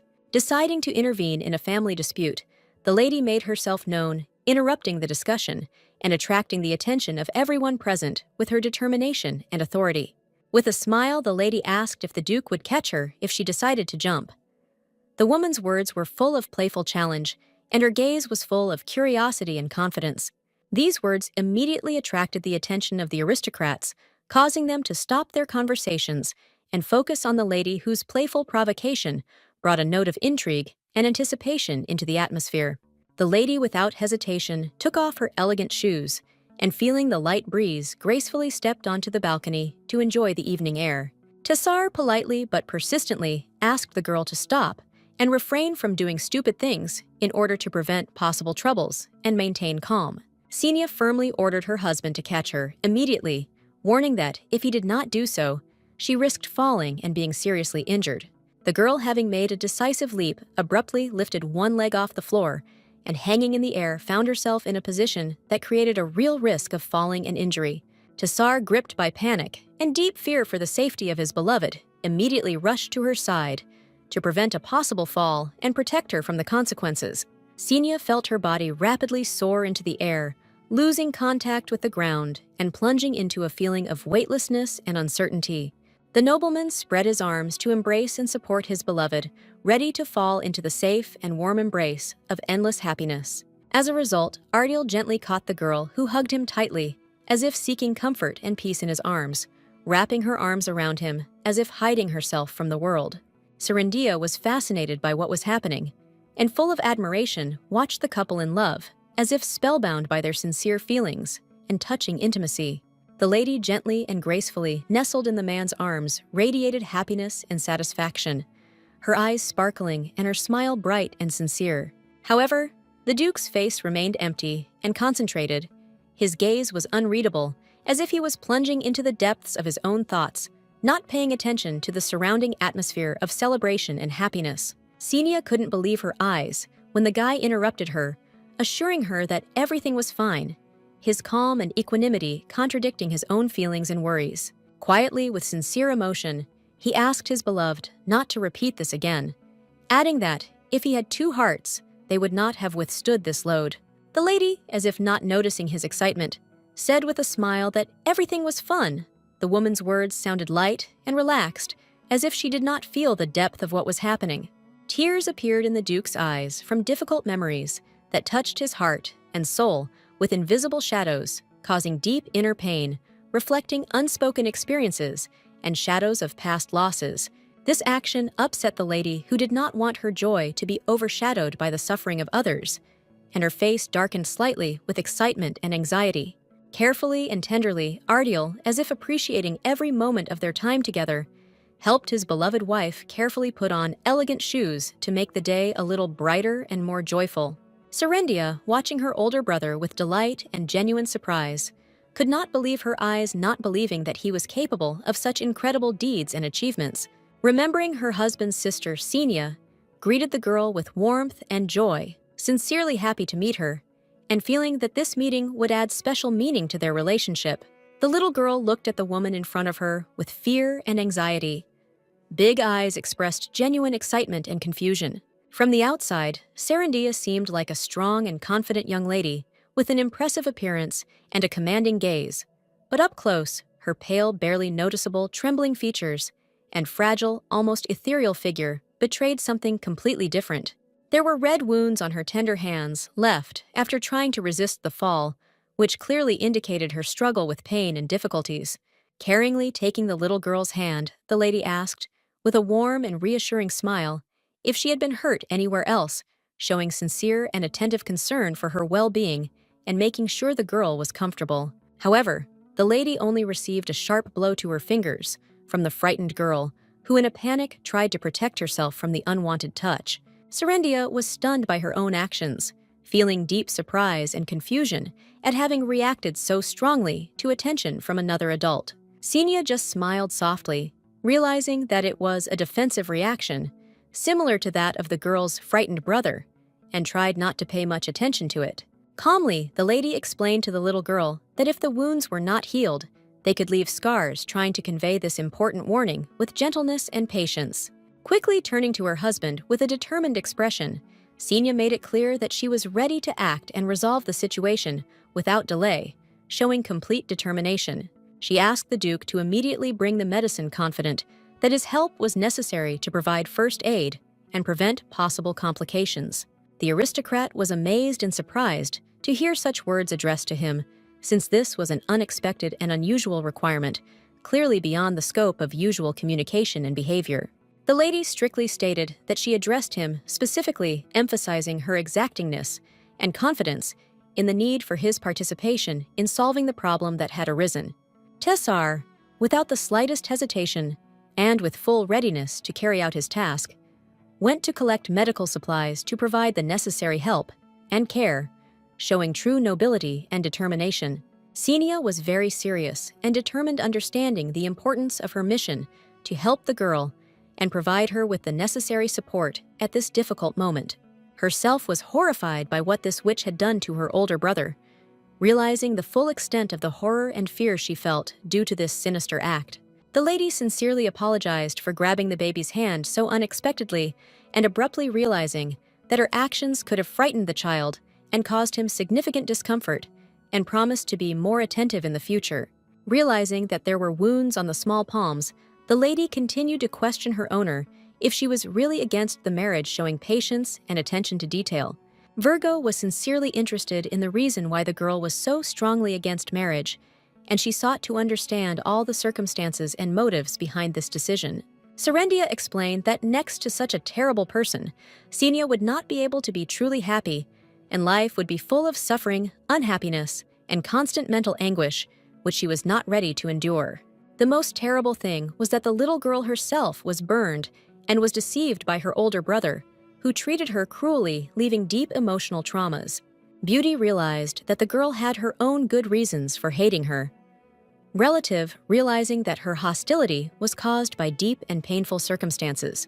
Thus, the sister had no choice but to burst into the hall and express her displeasure, desperately demonstrating her indignation and protest against what was happening.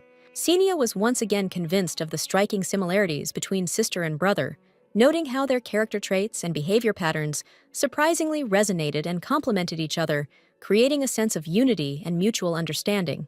The girl thought about how much had changed since she was a child, and how various events and experiences since then had a significant impact on life and perception of the world. Therefore, the mother, lovingly and carefully hugging her little girl, hugged her close, wrapping her in warmth and love in order to comfort her, make her fragile soul calmer, and give her a feeling of complete security. Unable to withstand the excitement and tension, Serendia burst into tears, while the lady, absorbed in caring for the well-being of others, continued to share her warmth and attention. The little girl, trembling with fear and uncertainty, hid behind the hand of her new friend, seeking shelter from the stern and intent gaze of her older brother, who seemed ready to be angry with her. Remembering the banquet meeting, Xenia asked her visiting husband questions about the event and the guests, trying to find out what happened and how it went. In a cold and distant tone, the Duke reported that the apparent behavior had caused the lady considerable displeasure, leaving her completely bewildered and upset. While the servants were diligently collecting plates after the banquet, Xenia pretended that she did not understand what exactly the Duke was talking about, trying to avoid discussing the unpleasant topic.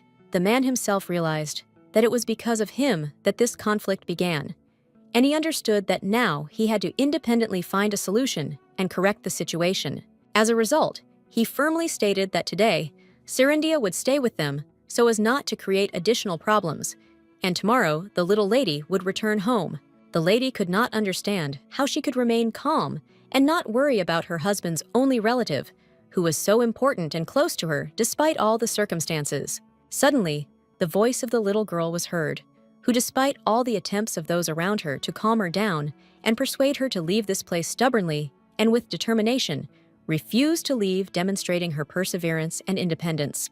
Serendia firmly stated that she would stay at home with her brother, despite all the arguments and requests of others, expressing her determination and desire to be close to her loved one. Xenia fully supported the girl in this dispute, adding that she had always dreamed of a younger sister, and therefore happily approved of her desire to stay at home with the Duke. Unable to continue the argument with his beloved aristocrat, Ardiel gave in and agreed to give her the right to decide when to leave and when to stay at home, realizing that his wife's opinion is very important to him.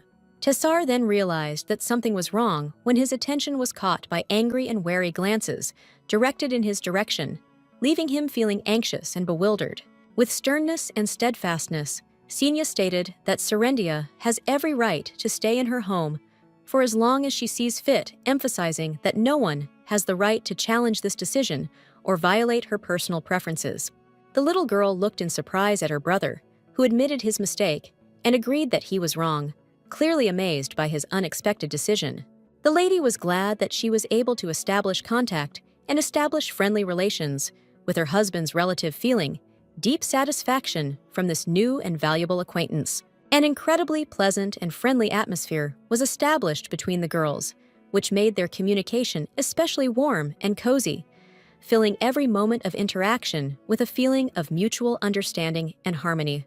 The Duke had no choice but to accept the choice of his beloved, realizing that her opinion and decision were more important to him than all other considerations and expectations. Xenia, flying in the air, shouted loudly for everyone around to be on guard and prepare for possible danger. The voice sounded demanding and insistent, forcing everyone to pay attention to the warning. Tsar then raised his head, his gaze becoming focused and wary as he began to realize what was happening around him, and that the situation could become more serious than expected. As a result, the girl fell right on top of the man, and this unexpected collision made him cry out in pain, clutch his head, and feel severe discomfort while he tried to understand what had happened and understand how it happened. The aristocrat could not take his eyes off the beauty who fell in front of him, amazed by the unexpected and spectacular appearance, which attracted all the attention and made the guy forget about current worries and problems. Smiling brightly, Xenia asked the man for forgiveness, explaining that she did not mean to use him as a pillow, and that her fall was an accident, expressing sincere regret and striving to make amends. This wonderful and majestic maiden, possessing not only rare grace, but also true dignity, was not just a famous person, but also an empress. The people around screamed in panic that the empress had disappeared, her disappearance causing confusion and fear among all who knew and revered her as a symbol of hope and power. The girl expressed her gratitude to the master for the help provided, after which she hastened to hide from her own servants, fearing their displeasure and disappointment. At this moment, Tsar prayed that his beloved would move so far away that no one could find her, trying to ensure her safety and hide her from all possible threats. The next time the Duke, full of determination and respect, visited the mysterious lady in a magnificent palace, the guy sought to offer his devoted service and become a loyal ally. The Empress, sitting on the throne, looked like a doll devoid of emotions. Her impassive expression and motionless posture gave her appearance a strange and cold charm. Xenia, once a commoner, managed to rise to the status of the mistress of the country, and such an incredible path and achievements amazed the Duke, earning him deep admiration and respect.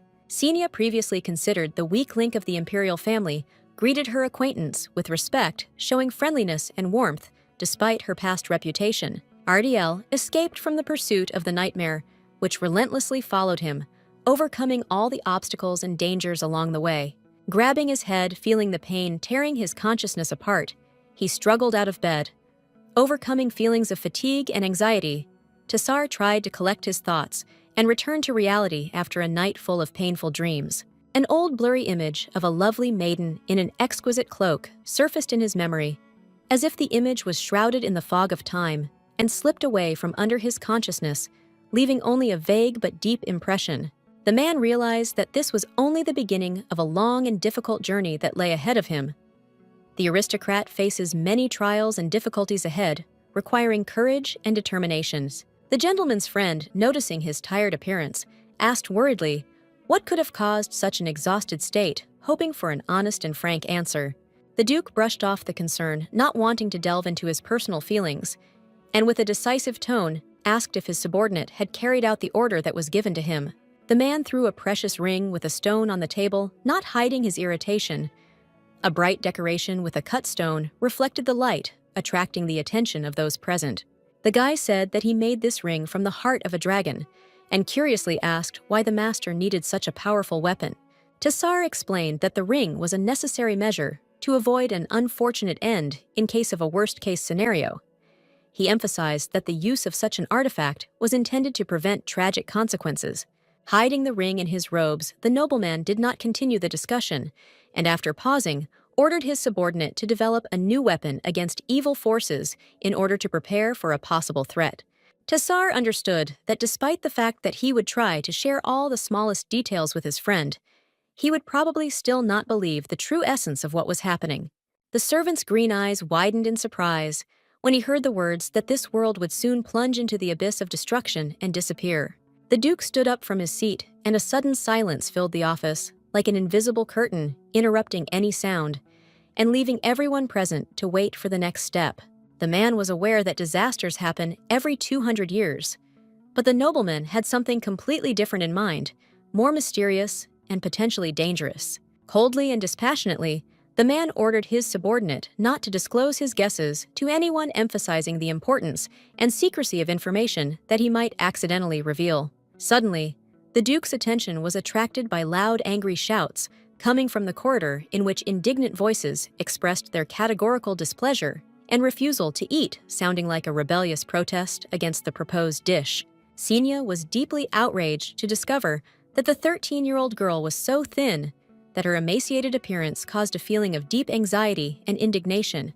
Serindia was loudly indignant that the Duke's wife was distinguished by her strength, which was extremely unacceptable and surprising for her, causing a storm of emotions and indignation. The girl tried to convince the little girl that she should learn to stand up for herself and not let anyone suppress her, emphasizing the importance of inner strength and confidence. The little girl's eyes seemed to open, and she suddenly realized that the girl was right.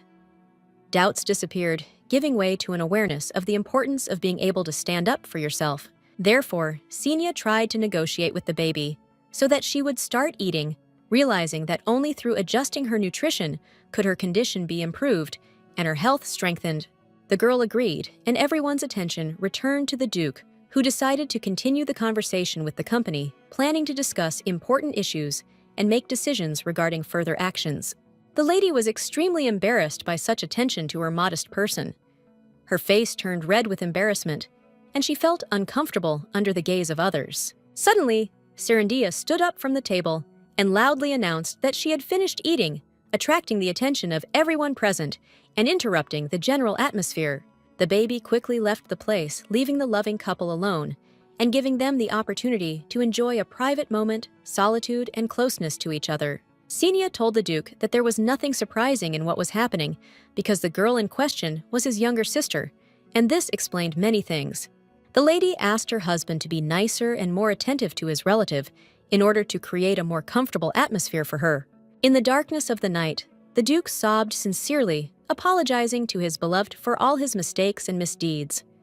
He sought to atone for his sins and return love, hoping that his tears and repentance would help restore what was lost. After reflecting on his actions, the husband presented the lady with a ring, hoping that this sign of sincerity and love would help express his deepest feelings and correct the mistakes of the past.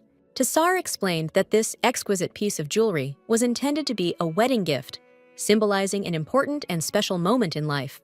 This ring was made specifically for a noblewoman, taking into account her status and refined taste, in order to become not just a decoration, but a significant symbol of social status and protection. Male hands helped the lady, helping her carefully put the jewel on her finger, adding even more grace and solemnity to the moment. Xenia felt the ring gradually shrink in size, precisely adjusting to the size of her finger to fit perfectly and highlight the grace of her hand. Raising her head up, the girl saw how the world around her froze in complete silence, as if all the surrounding sounds and movement suddenly stopped, leaving her in the only continuous peace.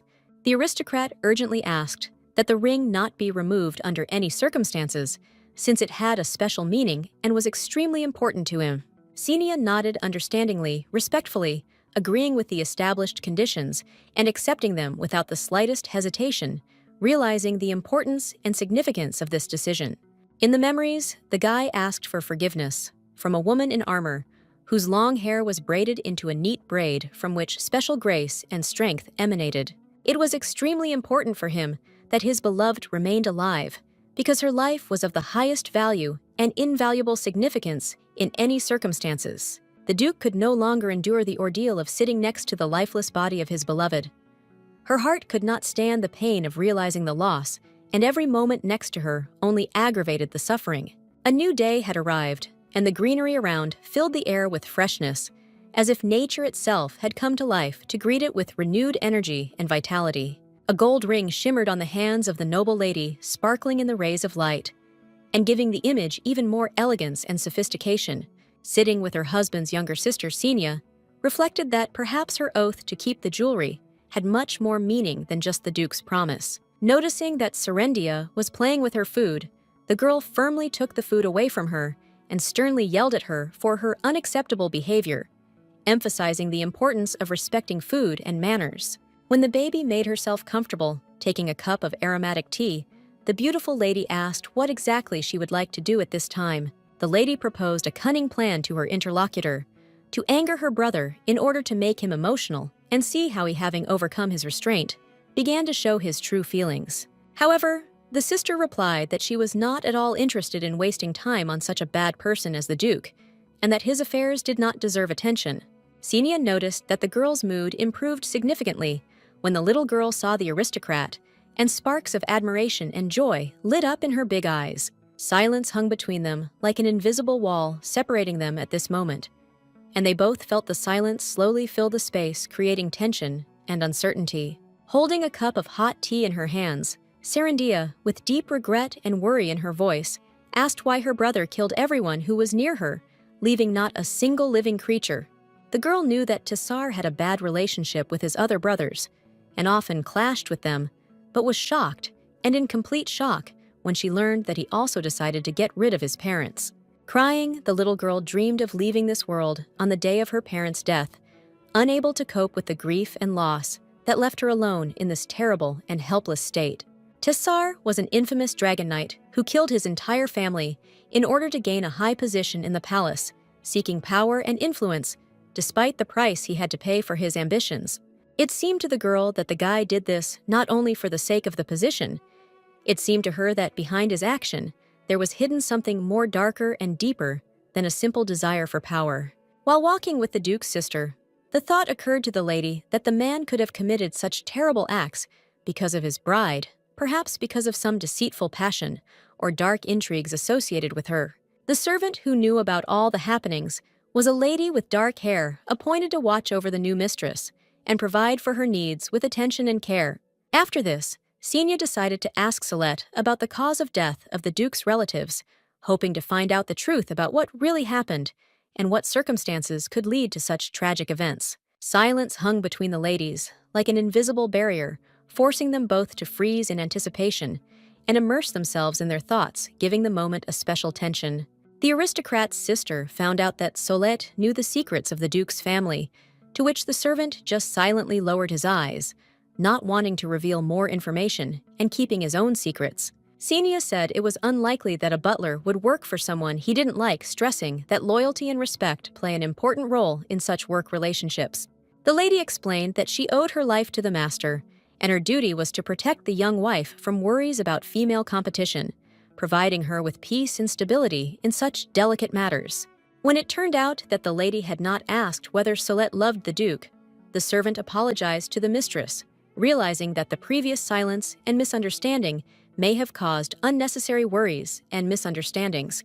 Xenia couldn't help but notice how the servants treated her with suspicion, showing caution in every move and word, which only increased the feeling of wariness and anxiety. Deva added that Solette did not specifically state that touching the dagger which was behind glass in the office was strictly prohibited, which could have been an important element of security or a symbol of prohibition. The servant eventually admitted that she did not consider the maiden suitable for the role of Duchess, considering her unsuitable due to her lack of experience, sophistication, or other qualities required for such an important position.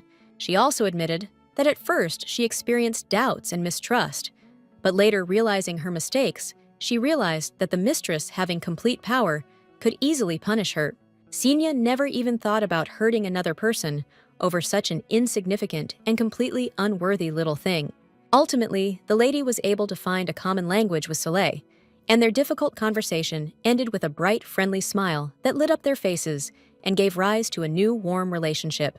The butler also carefully conveyed the news, which greatly shocked and surprised the lady, revealing the secret that the Duke's mother, whom everyone had thought of as deceased for many years, was in fact alive. Night fell, and Xenia, tired after a long and stressful day, finally went to rest in her cozy bed, eager to fall into a restful sleep and regain her strength. Someone else's hand unexpectedly and carefully removed a silky strand of hair from the face of the sleeping lady, giving this moment a special intimacy. It turned out to be the Duke, who, noticing something strange and unusual in this gesture, instantly removed his hand, thereby breaking the moment of silence and leaving the lady with a feeling of vague and anxious excitement. The fact was that Xenia was not sleeping. Her eyes were wide open, and she was watching the Duke, who, noticing the awakening, hastily removed his hand, not knowing how to react to the unexpected revelation of the secret. Rubbing her eyes with her hand, the girl replied that everything was fine, and added with slight irony, shouldn't the aristocrat have to work until the morning, as he himself said? It turned out that the guy really missed his beloved, and due to the painful bad sleep that disturbed him all night, he could not sit still and snuck into her room to check if everything was okay. Seeing deep fatigue and traces of anxiety on the Duke's face, the maiden with compassion and warmth suggested spending some time together to take a little break from worries and restore strength. After this, Xenia hastened to clarify that they would just sit next to each other for a few minutes, and there would be no further warning in order to avoid misunderstandings, and so that the man would not make incorrect assumptions about her intentions. Tassar remained sitting on the floor, admitting with surprise and embarrassment that he could not even think about sitting next to his beloved. This seemed to him impermissible and unacceptable in their current situation. Resolutely, the lady grabbed her husband's hand, showing her determination and unwillingness to postpone the moment of intimacy and understanding between them. Confused but persistent, the girl insisted that the guy sit next to her, otherwise she threatened to drive him away, not allowing him to lose the opportunity to be there at this important moment. Tassar apologized for causing unnecessary trouble, sincerely regretting that he could have disturbed her peace and created unnecessary problems. Secretly, the Duke sat down on the very edge of the bed, trying to place himself as far as possible from his wife, so as not to violate personal space and not cause unnecessary worries. Along with the aristocrat's face, his ears also turned red, betraying his embarrassment and inner excitement, despite his attempts to maintain calm and restraint. Unexpectedly, gently, and with care, Xenia pulled the guy along with her and gently laid him on the pillow, trying to make sure that he could lie down comfortably and relax. The girl also inquired with deep interest whether her husband always slept so poorly that he woke up after nightmares and tears. She sincerely wanted to understand what could be causing his nightly suffering and how she could help him cope with it. The Duke, suffering from terrible and painful dreams, only remained silent, unable to find words to express his deepest experiences and inner torment that tormented him every night. After this, the man finally realized that even on the day he arrived to pick up his bride, he was tormented by nightmares that seemed incredibly real and left a deep mark on his mind. Feeling deep compassion and inner warmth, the lady extended her hand to her husband, trying to reassure and give comfort in this difficult moment. The lady carefully asked if she had ever been a participant in these dreams, wanting to understand how she was connected with the events taking place. Pressing his face to the lady and gently touching the woman's palm, Tassar quietly said that he dreamed of his beloved in every dream, filling every moment of her absence with a feeling of deep melancholy and affection. These touching words made the aristocrat flush and her face turn a deep red. The girl was overcome by a feeling of awkwardness and embarrassment from such a sincere confession and deep declaration of love. When Xenia promised not to appear in her dreams again, the Duke laughed, believing that the words were a playful and innocent playful statement in which he could not help but find a special charms. A proposal was made between them that if the wife slept next to her husband, he would feel much calmer and more confident, knowing that her presence would give him a feeling of comfort and security. Xenia noticed how tired the Duke was. His shoulders were slumped and traces of exhaustion were visible on his face, which aroused in her a deep feeling of sympathy and a desire to make his work easier. The man jumped up from his seat, unable to cope with the deepest shame that hit him like an uncontrollable wave, overwhelming his feelings and swallowing up all his confidence. The guy's gaze became cloudy, and the temperature of the male body began to rise rapidly, like a flame engulfing all internal sensations. In his defense, Tassar said that this was the first time his wife had spoken about such a thing, which makes her words especially unexpected and unusual for him. It would be much more strange and surprising for a lady if she happened to encounter such an unusual phenomenon in her life. The aristocrat quickly and deftly grabbed the fabric of the sheet with her thin, graceful hand, as if her future fate depended on it, carefully avoiding any unnecessary movement. The virgin did not intend to persuade her husband for a long time, and preferred to let him make his own decision, giving him complete freedom of choice without imposing his opinion. As a result, Tassar lay down next to her, trying to be as delicate and supportive as possible, so as not to disturb the atmosphere of peace and trust, listening with gentle attention to every rustle and movement. After some time, he carefully turned around and lay down on his side to see his beloved in a relaxed and calm state, as if trying to enjoy every moment of their intimacy. She then decided that this was the perfect time to start a conversation with the Duke, choosing the moment when their conversation could be most productive and meaningful. The man suggested that she could simply write him a letter if she was having difficulty expressing her thoughts and feelings in conversation, which would allow her to carefully think about every word and convey everything she wanted to say. The lady was deeply interested in the reason for her younger sister's deception, as well as why the man kept silent about the fact that their mother was actually alive, hiding this important truth. Ardiel explained that this decision was the desire of the mother herself, who chose to live as a person who had left this world preferring peace and solitude instead of returning to her previous life. From the sudden shock, the girl's mouth involuntarily opened and she froze in place, trying to comprehend what she had heard. The eyes opened wide in amazement, and the heart beat faster, as if trying to find a way out of the whirlwind of overwhelming emotions. Xenia could not believe the incredible truth, which seemed completely impossible to her, and did not fit into her mind despite desperate attempts to find rational explanations. Moreover, the lady could not understand why the Duke needed to deliberately force his sister to hate him, and what could prompt such a painful and at first glance completely senseless act that destroyed their relationship. But then Xenia froze, unable to utter a word, when she learned the bitter truth that their mother, against all odds, was responsible for the death of their father, which plunged them into a state of complete shock and deep sorrow. Tessar gently touched his beloved's hair, and with a deep sigh admitted that he had no real choice, since he was already involved in fratricidal actions, and this reality changed his life forever. The lady lying next to her quietly said that she did not care no matter how the circumstances turned out, and she did not consider her husband a bad person despite the difficult actions and difficulties that he faced. The aristocrat woke up as the sun was just beginning to rise, filling the room with soft light and giving the beginning of a new day full of hope and opportunity. Next to her was Tassar, who gently asked if his darling slept well, showing care and affection as the morning light illuminated their private space. All disheveled Xenia, with difficulty opening her eyes, replied that she had slept well.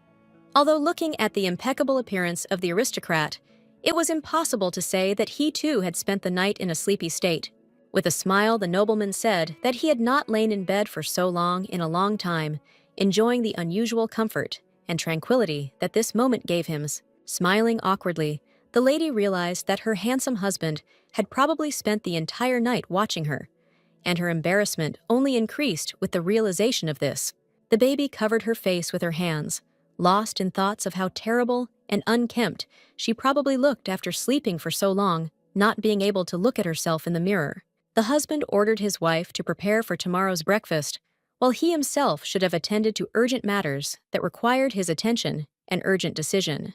However, before leaving, the aristocrat asked to touch his interlocutor's forehead with his lips to express his sincere gratitude and respect.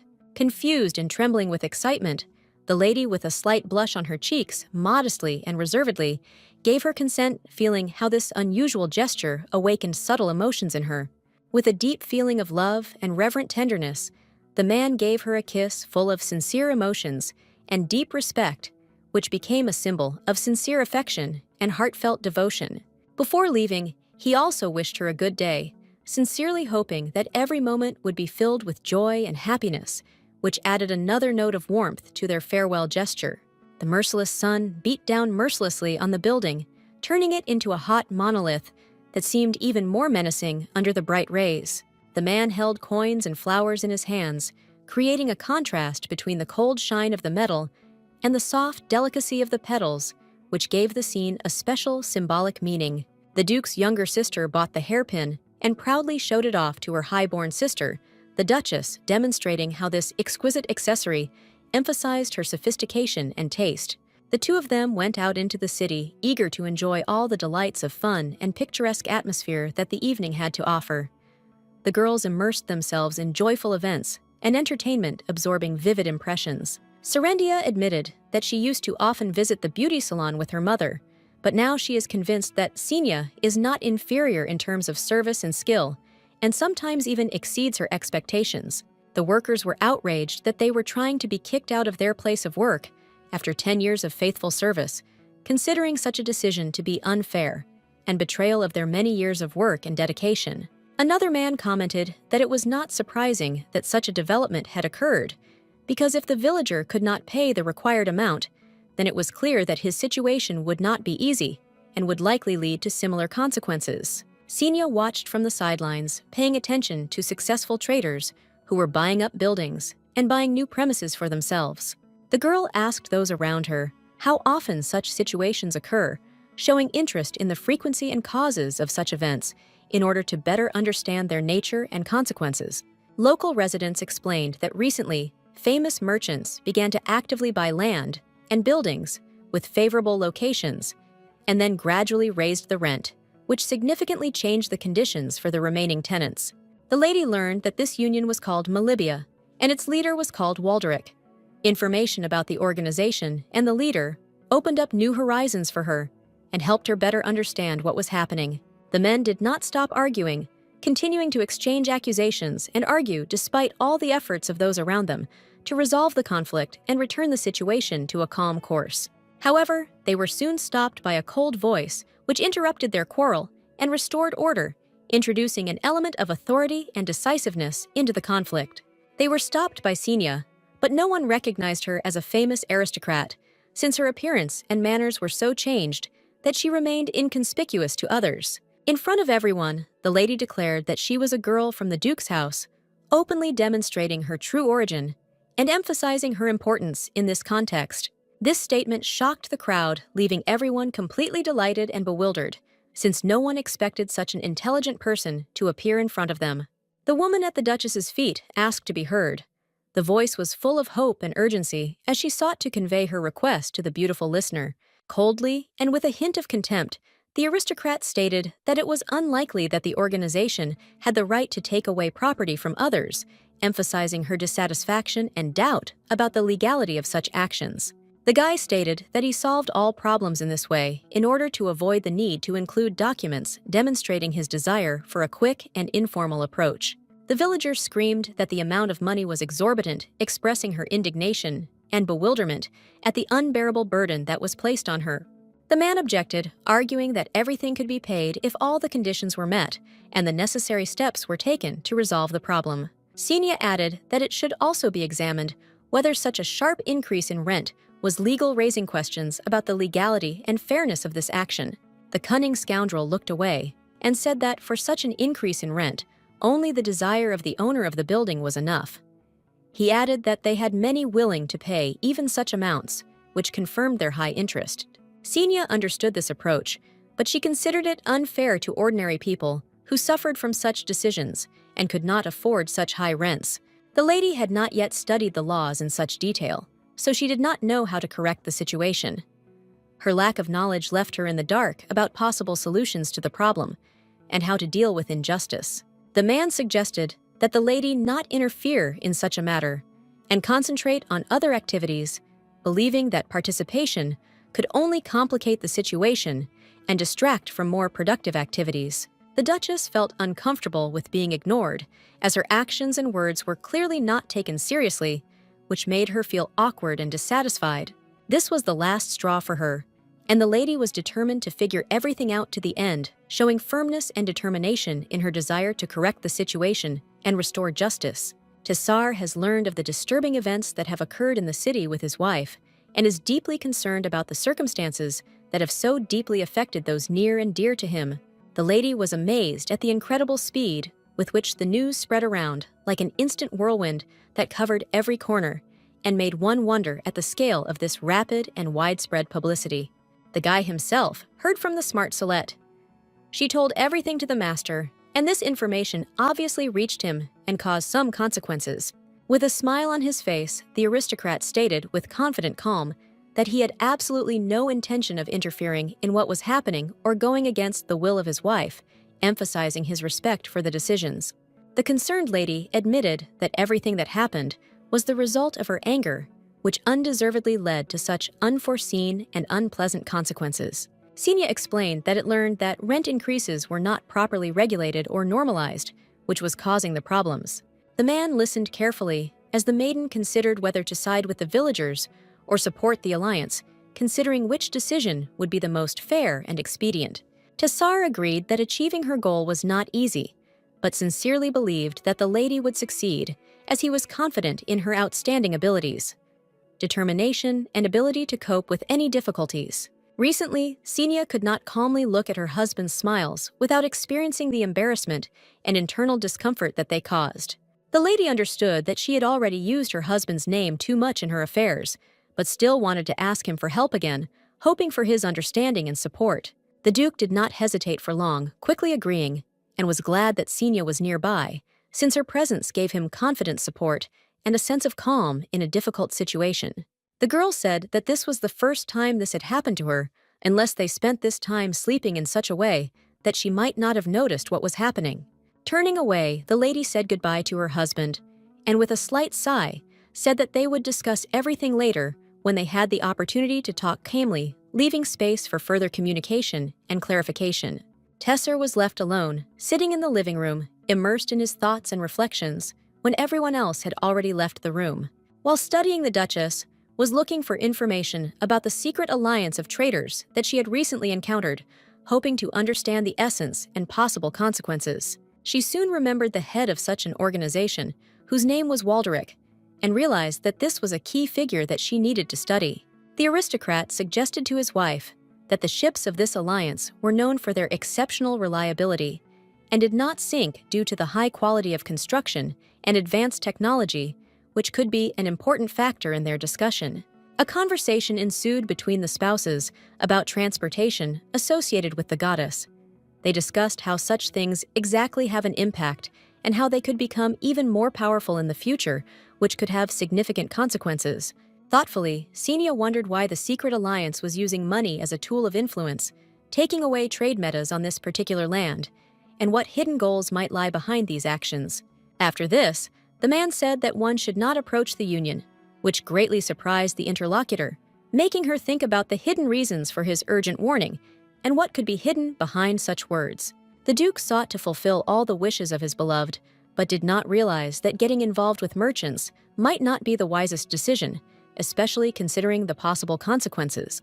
Naturally, Tessar will certainly provide the necessary assistance if required, and will try not to create any obstacles so that everything goes smoothly. This statement extremely outraged the girl, since her husband had previously promised not to interfere in personal affairs and to respect independence, which made such intervention especially painful and unexpected. Senia reassured her husband, asking him not to worry, and assured him that regardless of the difficulties and circumstances, victory would definitely remain hers, and all problems would be resolved in the most favorable way. Poking her finger into the book, the lady explained that she had found something that she could use for her benefit, and pleasure, emphasizing that this discovery would bring her significant benefits. The lady agreed to accept help in finding information that would help her challenge the current situation and achieve justice, emphasizing that the correct use of data can significantly change the outcome of the case. In the city, things went on as usual, and life continued to flow in its usual rhythm, despite the events and changes that were taking place, which allowed residents to remain calm and confident in the future. An impressive crowd of spectators gathered on the streets of the city who watched what was happening with great curiosity and anticipation, anticipating what events would unfold before them. Having sat down at the table for discussion, the lady stated that she had carefully read the agreement and the materials explaining the reasons for the rent increase, and was now ready to listen to proposals and discuss possible solutions. She clarified whether she correctly understood that the reasons for the increase in rent were the cost of internal and external renovation of the building, as well as the change in the original value of the location of the shops. When the man finally agreed, giving in under pressure, other peasants immediately began accusing him of theft, bringing forward all sorts of suspicions and accusations. Xenia recalled that the contracts did not include a clause on charging for repairs, emphasizing that this circumstance should be taken into account in further discussions. The guy, as if nothing had happened, said that this was a matter of course, and if someone did not agree with the new conditions, then he should have made room, thereby emphasizing his determination in the correctness of his actions. The Duchess felt anger when she was not taken seriously, mistaking her courage and desire for justice for simple good intentions, which deeply disappointed her. The man laughed, realizing that although the Duchess did understand the laws, she had not taken into account the monetary deductions that would be required to pay large taxes. Trying to keep a cold smile on her face, Xenia did her best to restrain the storm of rage that raged inside her, and only barely hid her true irritation behind external calm. As a result, the Duchess came to the conclusion that the union's account books should be carefully examined to identify possible errors or inconsistencies that could explain the current situation. This caused confusion and fear in the man, since the threat of checking the account books could reveal hidden problems and call into question his actions. The aristocrat decided that she needed to immediately calculate how much more taxes they would pay, and so insisted on seeing the account books right away. For the guy, this was like a blow to the head with a stone, since he did not want to pay more taxes and had previously evaded paying them altogether, which made the situation even more alarming and potentially dangerous for him. As the Duchess continued to speak, the merchant attempted to bribe her by offering a bribe in hopes of softening her demands and changing the course of the discussion in his favor. However, the lady was adamant, saying that in these lands, there is also a restriction on the ownership of land and buildings for speculative purposes, and she will not accept any bribes. Xenia accepted the apology and demanded to see documents in order to identify the scoundrel and bring him to light, exposing all attempts at manipulation. As a result, the man was obliged to provide documents and evidence the next day in order to avoid further consequences and prove his honesty to the Duchess. With a smile, the lady finished her speech, adding that no one would even think of trying to deceive her, emphasizing her determination and vigilance in this matter. Taking the book with her, she went away, ordering others to continue working in their previous places, and received gratitude for her noble decision, which helped restore order and justice. The handsome man, struck by the unexpected turn of events, was the leader of the Malibia Merchants Union, and his name was Walderic. He was surprised at how quickly and decisively the Duchess acted, showing her irresistible strength. The merchant addressed the Duchess with reverence, apologizing for the awkwardness of the reason for their meeting, and introduced himself by his full name, trying to soften the situation and demonstrate his respect. Xenia was deeply shaken and immersed in dark thoughts after the visit of the head of the merchants, whose presence left an indelible impression on her like the shadow of an approaching storm. Walderic laughed, assuring that even if you conduct business with the utmost honesty and transparency, you can always find shortcomings if you want. In his opinion, these shortcomings might seem small, but if someone decides to look for them, their number will grow. The handsome man unobtrusively reminded the Duchess of the account books that she had previously requested, delicately emphasizing their importance and necessity for further consideration. Xenia coldly and distantly asked if the man had any other matters that he would like to discuss with her, as if wanting to quickly end this conversation and go into his own thoughts. The girl was suddenly surprised by the question of what was most important in such an aspect, not expecting that this particular point would be the focus of the conversation. Leaning over and placing his hand on his chest, the merchant waited for an answer, demonstrating respect and patience. The gesture was full of expectation, as if the guy was asking not just an answer, but confirmation of his respect. Not expecting such a question, the lady replied that although times and circumstances may change, some things remain unchanged, retaining their essence and meaning. The man immediately understood that the lady was talking about justice, sensing that her words touched on a deeply rooted concept that remained unchanged despite the changes around him. Xenia reasoned that lands were managed not only for reasons of income, but also for deeper reasons related to heritage, tradition, and internal principles. Walderic knew just that. His smile began to irritate the Duchess, becoming a source of hidden irritation and dissatisfaction on her part. Calmly, the man admitted that he had increased the rent in his favor, while the lady did not need the account books that he provided her. Their content is irrelevant in light of current changes. It was extremely unpleasant and even painful for the lady to realize that good people were being deceived and deprived of their honest earnings in such an insidious and dishonest way that left an unpleasant aftertaste. Walderick suggested treating it as an investment, arguing that despite the perceived difficulties, it could lead to significant profits and positive results in the long run. It would be rude to call these mere gifts for the future world. It's better to say that these are a kind of offerings for the new mistress, which are an important part of the preparation for the upcoming changes in the Duke's castle. Hasty footsteps were heard echoing along the corridor, filling the air with anxious anticipation and inexorably approaching the door. This was the Duke for whom so many events were happening at once for the first time. He was thinking about the upcoming visit of the head of the Merchants' Union, sensing that this could be a key moment in the near future. After all, such changes could radically change the timeline. Coming out of the turn, the man's eyes met the stranger standing in the shadow of the corner, and this moment seemed filled with hidden meaning. Walderick bowed politely, greeting the lord of the manor with due respect and refined grace that emphasized tradition and deep respect for the owner of this stately house. Before leaving, the merchant confirmed that he had settled everything with the aristocrat's wife, assuring that all agreements had been respected and there were no questions left. At this time, the court magician explained that he could not protect the ships from the storm with the help of magic, since the elements turned out to be too powerful and unpredictable, even for his skillful spells. Tessar did not believe that Walderick was actually able to receive the blessing of the goddess of the seas, considering it just a lucky coincidence or a clever lie. To this, the guy replied that if the queen really blessed them, then they would have a safe passage across the ocean, even despite all the dangers and storms. When questioned by the courtiers, the nobleman rudely replied that the land was not the first goal of the head of the secret alliance, implying that their interests and plans went far beyond the borders of this region. The Duke would gladly get rid of the scoundrel, but he had already made a promise to his beloved that he would not interfere in this situation and would honor his obligations. The red-haired man was given orders to keep an eye on the enemy, while the magician was tasked with strengthening the shore's defenses to ensure safety and prevent possible threats. Tessar knew that a protective barrier was needed, as he sensed that the threats could return again and pose a serious threat. Xenia sat in the library, engrossed in working on documents.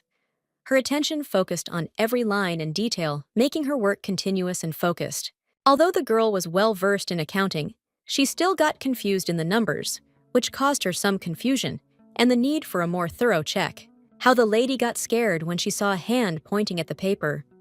Her eyes widened in horror as she realized that this was not just a random movement, but a sign foreshadowing something important and alarming.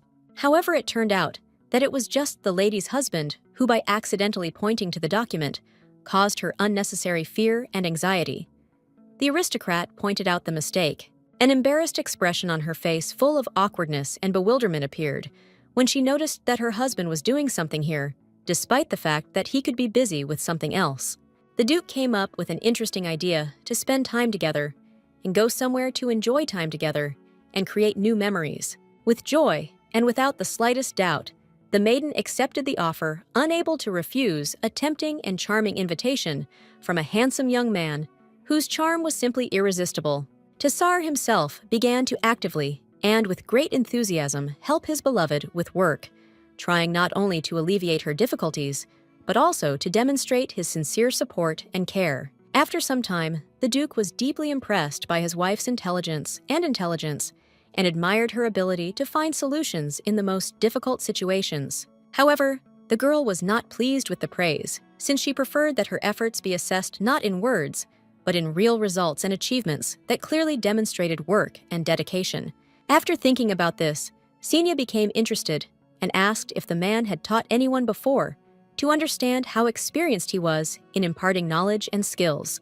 A conversation ensued between them, in which the lady openly admitted that she had not asked the Duke on a date and expressed her displeasure and embarrassment at the fact that she was unpleasant to realize that the Duke was thinking about another lady.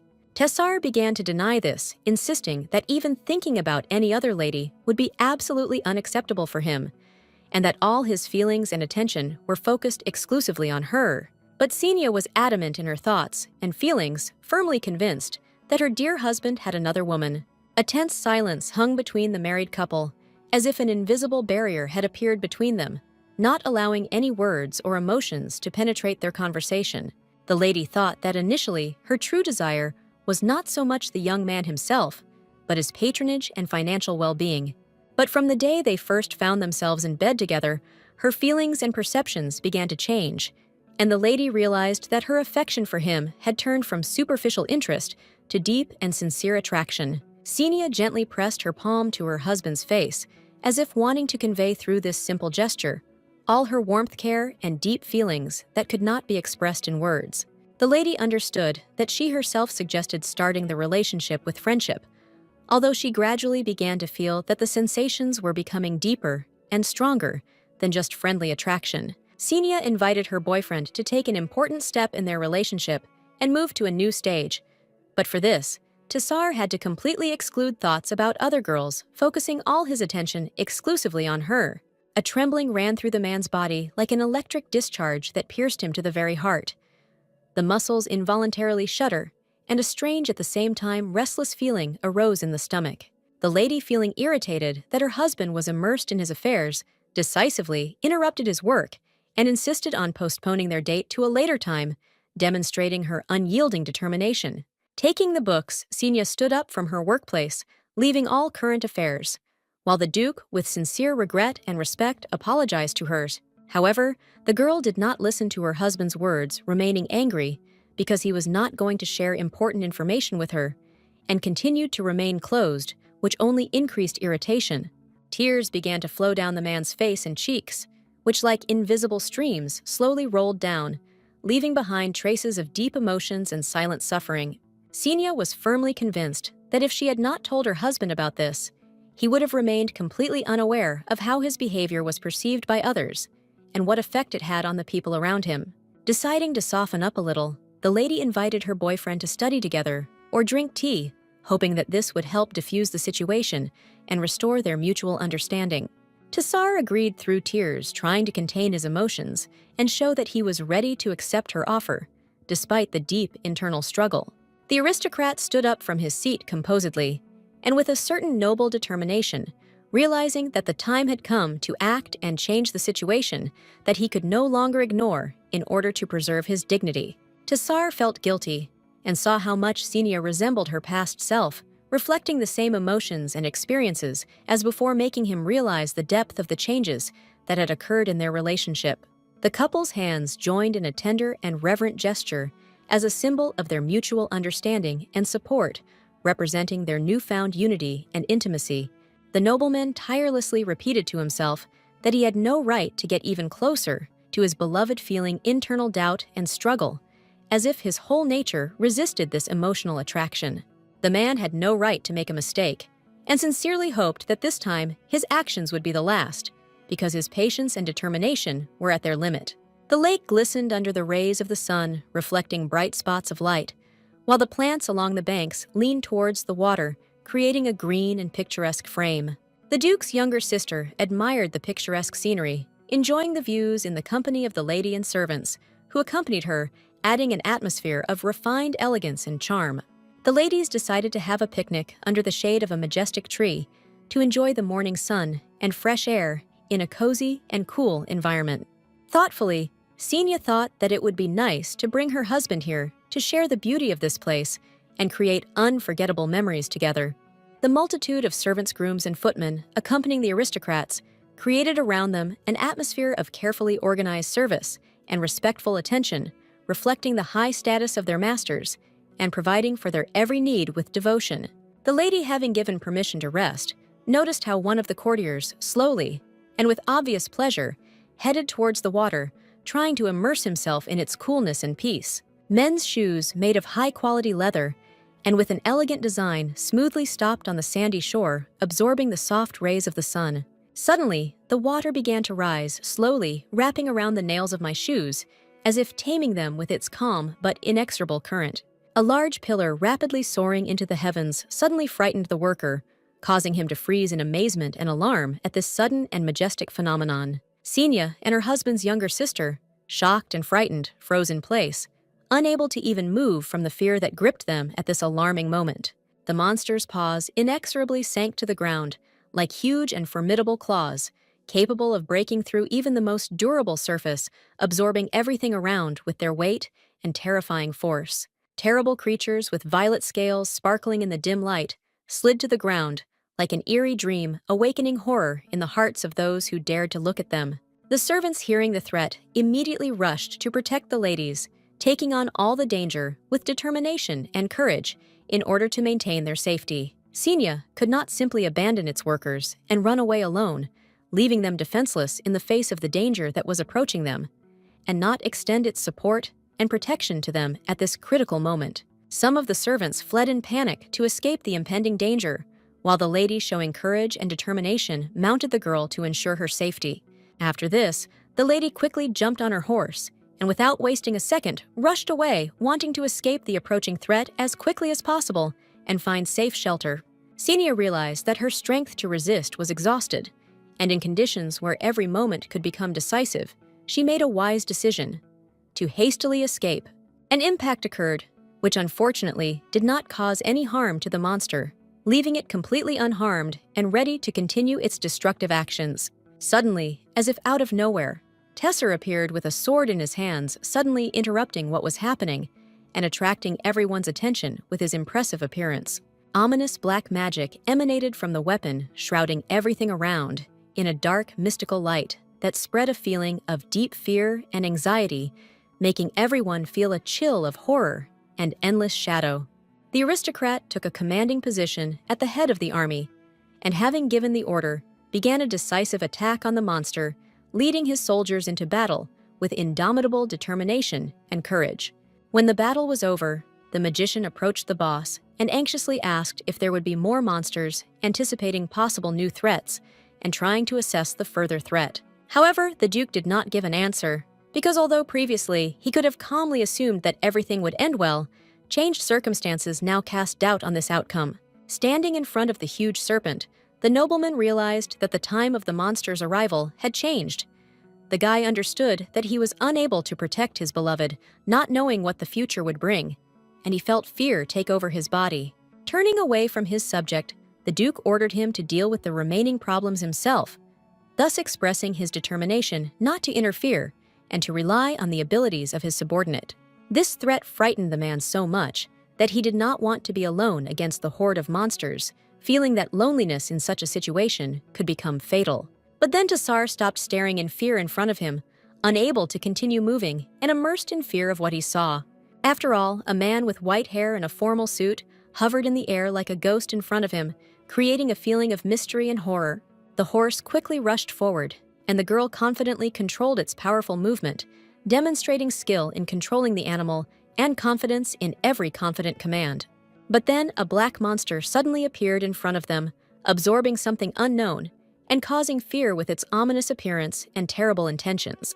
The horse suddenly stopped obeying and, yelping in fear, almost threw the two ladies off, throwing them up and leaving them hanging in the air before they could grab the reins again.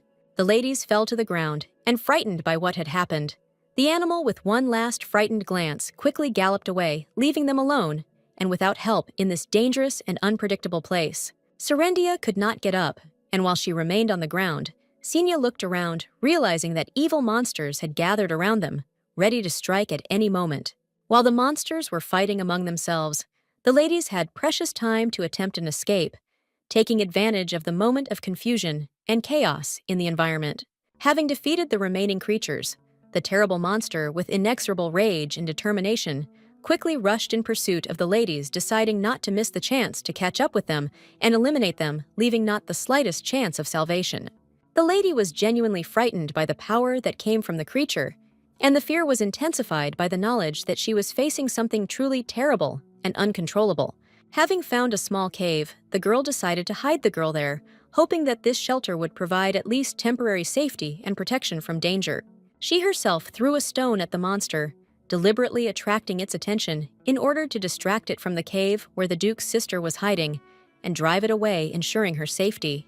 Thus began an intense chase between the lady and the evil creature, where every moment was filled with fear and determination, and the struggle for survival became a matter of life and death. Xenia stopped only when she reached a cliff where her path was interrupted, and she was faced with a desperate choice: Experiencing horror, the lady realized that she had to pull herself together and make a decisive choice that would determine the future fate and the fate of those she was trying to protect. The monster was already very close, ready to devour its victim. Its ominous appearance and threatening roar filling the air with fear. Memories of her husband, to whom the aristocrat had to say something important, surfaced in her head, and this thought added even more fear and anxiety, realizing that now she might not have time to fulfill her promise. The lady, as if struck by invisible lightning, opened her mouth in complete shock and surprise. Her large eyes sparkled like stars in the night sky, reflecting the radiance. Golden threads were wrapped around her paw, not allowing her to even move, as if magic ropes were holding her motionless, turning her into a prisoner of this unusual beauty.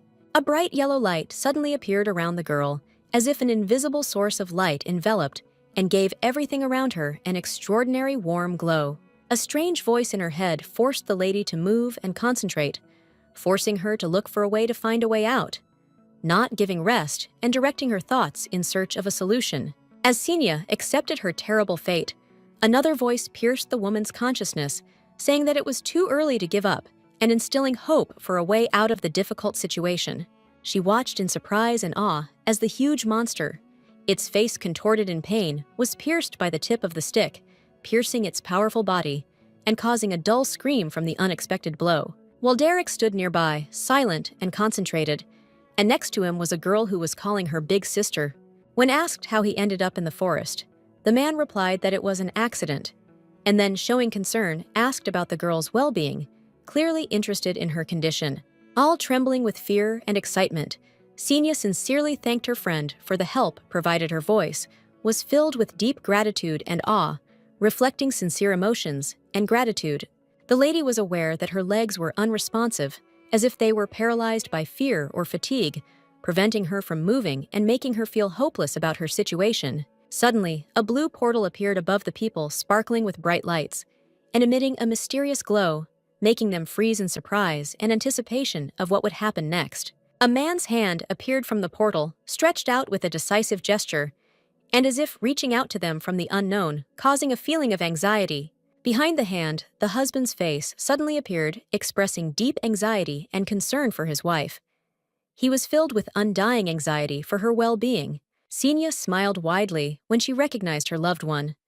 The face lit up with a radiance of joy and warmth, as if all worries had disappeared, leaving only a feeling of happiness and deep satisfaction. The aristocrat tremblingly rushed to his beloved, hugging her with tenderness and passion, as if he wanted to convey all his love and affection in this embrace. At this time, Waldrick asked the servant to take the girl to a safe place to ensure protection and peace of mind, while he focused on more urgent matters. Tessar, filled with deep remorse for his actions, with sincere regret, and a sincere desire to correct his mistakes, begged the girl's forgiveness, hoping in this way to atone for his crimes. Xenia, noticing her husband's anxiety, hastened to calm him down, assuring him that another person had come to the rescue and that everything was now in perfect order. The Duke, turning to the other young man, hastened to express his deep gratitude, feeling the need to show his sincere gratitude. A negative aura suddenly appeared around the aristocrat, which caused the man to worry and question what the head of the union was doing in such a place. Waldrick, with a slight wave of his hand, waved away the question, saying with some degree of irritation and weariness that it was just a simple accident not worthy of attention. The man, not believing the merchant's words with suspicion and a frown, slowly drew his sword and cautiously pointed it at his interlocutor, expecting further explanations and revelation of his true intentions.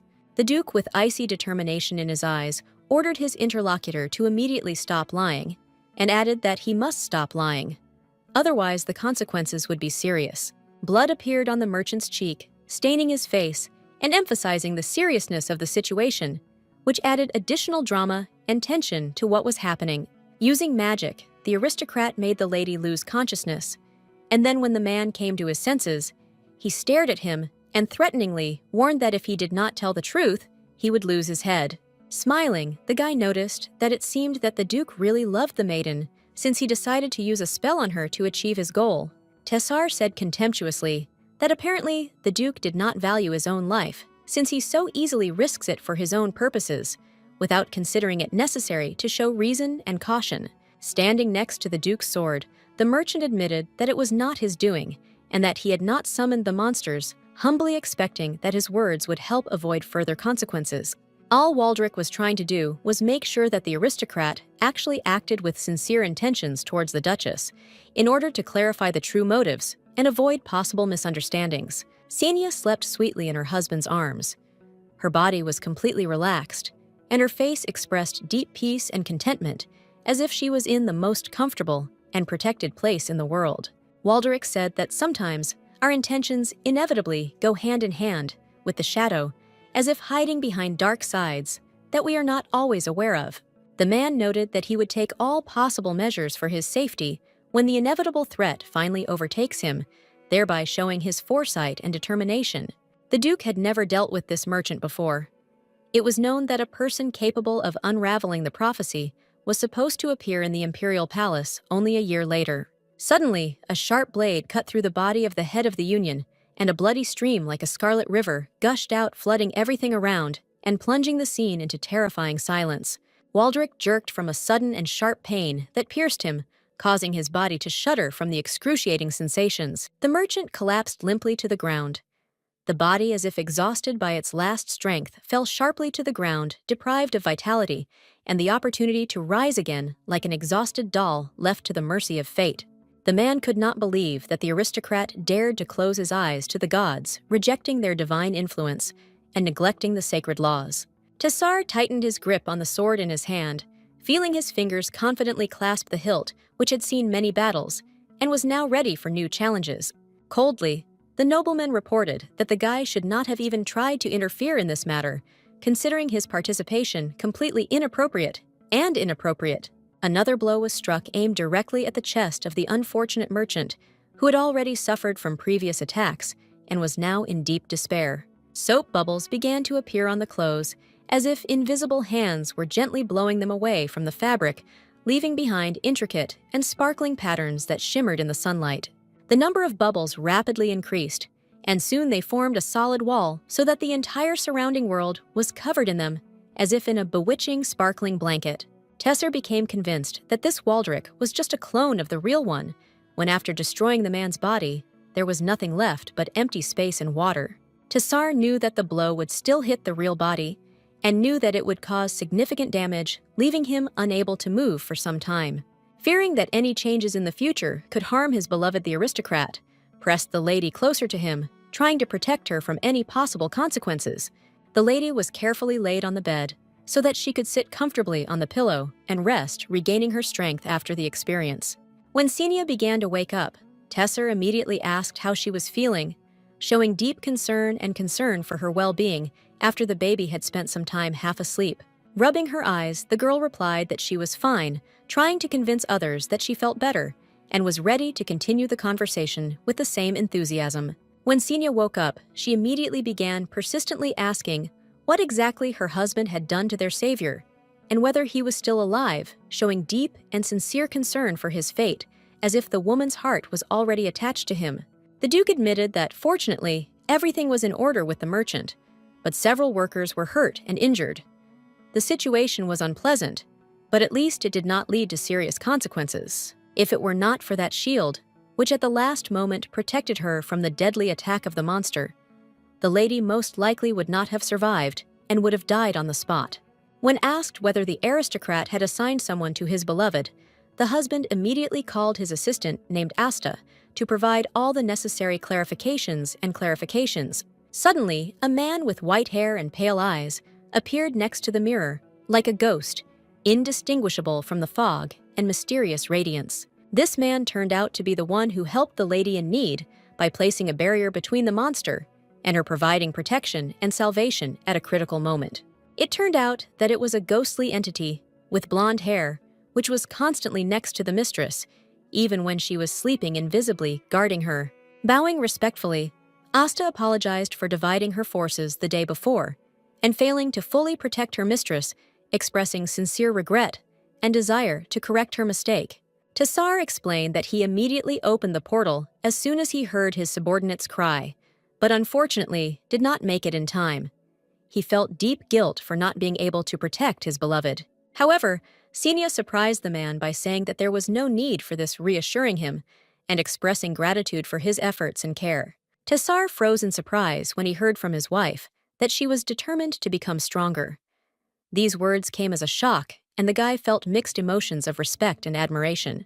Senia was determined to learn swordsmanship and magic, determined to master these arts in order to become stronger and more independent. After listening to his wife's request, the man, with regret and sincere respect, refused her, explaining that this was the only request that he could not fulfill under any circumstances. The lady was deeply upset by the refusal, especially considering that Tessar had previously assured her that he would do everything possible for his beloved, sparing neither effort nor money. Senia firmly stated that although Tessar may not have participated in women's endeavors, he had no right to become an obstacle on the difficult path.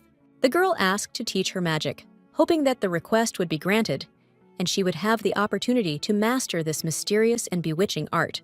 The court magician, deeply surprised and stunned, recoiled, not believing his eyes and ears, when he realized that the Duchess had turned to him with a request. The girl turned to the knight with a desire to teach her the art of wielding a sword, hoping that his skill and experience would help her master this noble and complex art. The court swordsman warned that the girl's hands could become very rough from constant contact with the blade, while the wizard standing behind was indignant and could not come to terms with what was happening. But the lady was adamant.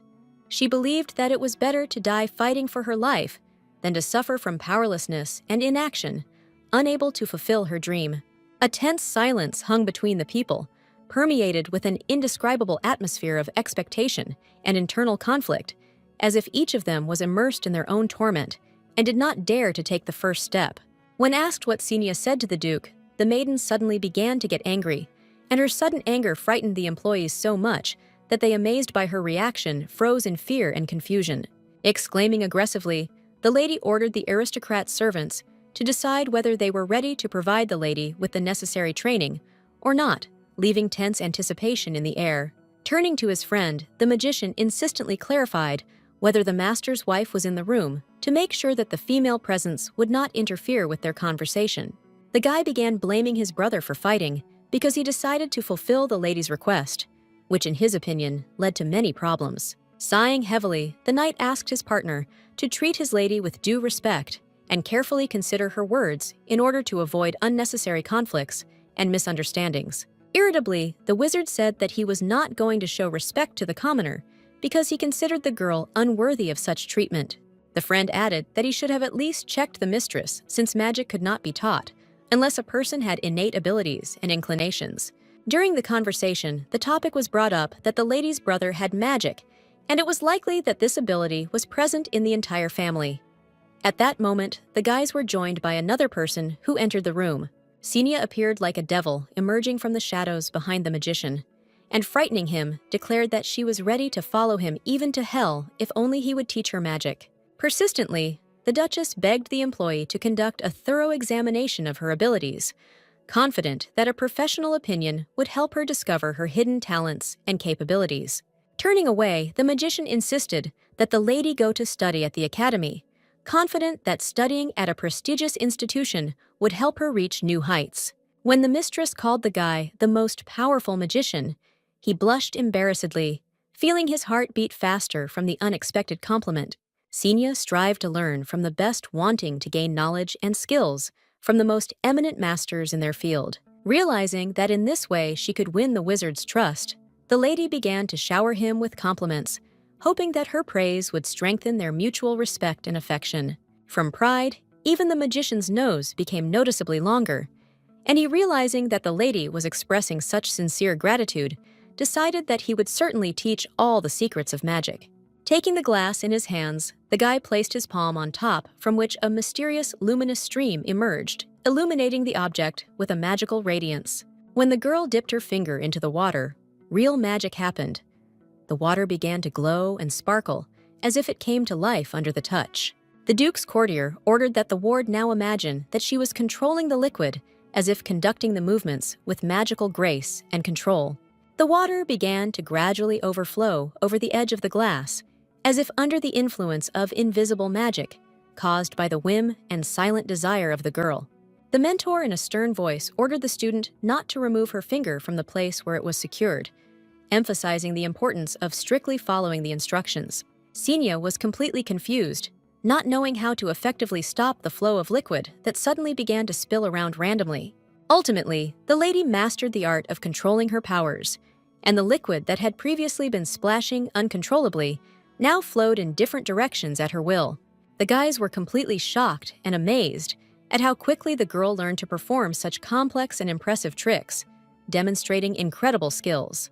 The water suddenly stopped moving, and a deep silence reigned around, as if the whole world stood still in anticipation, immersed in endless silence in which every sound seemed to be an echo of the distant past.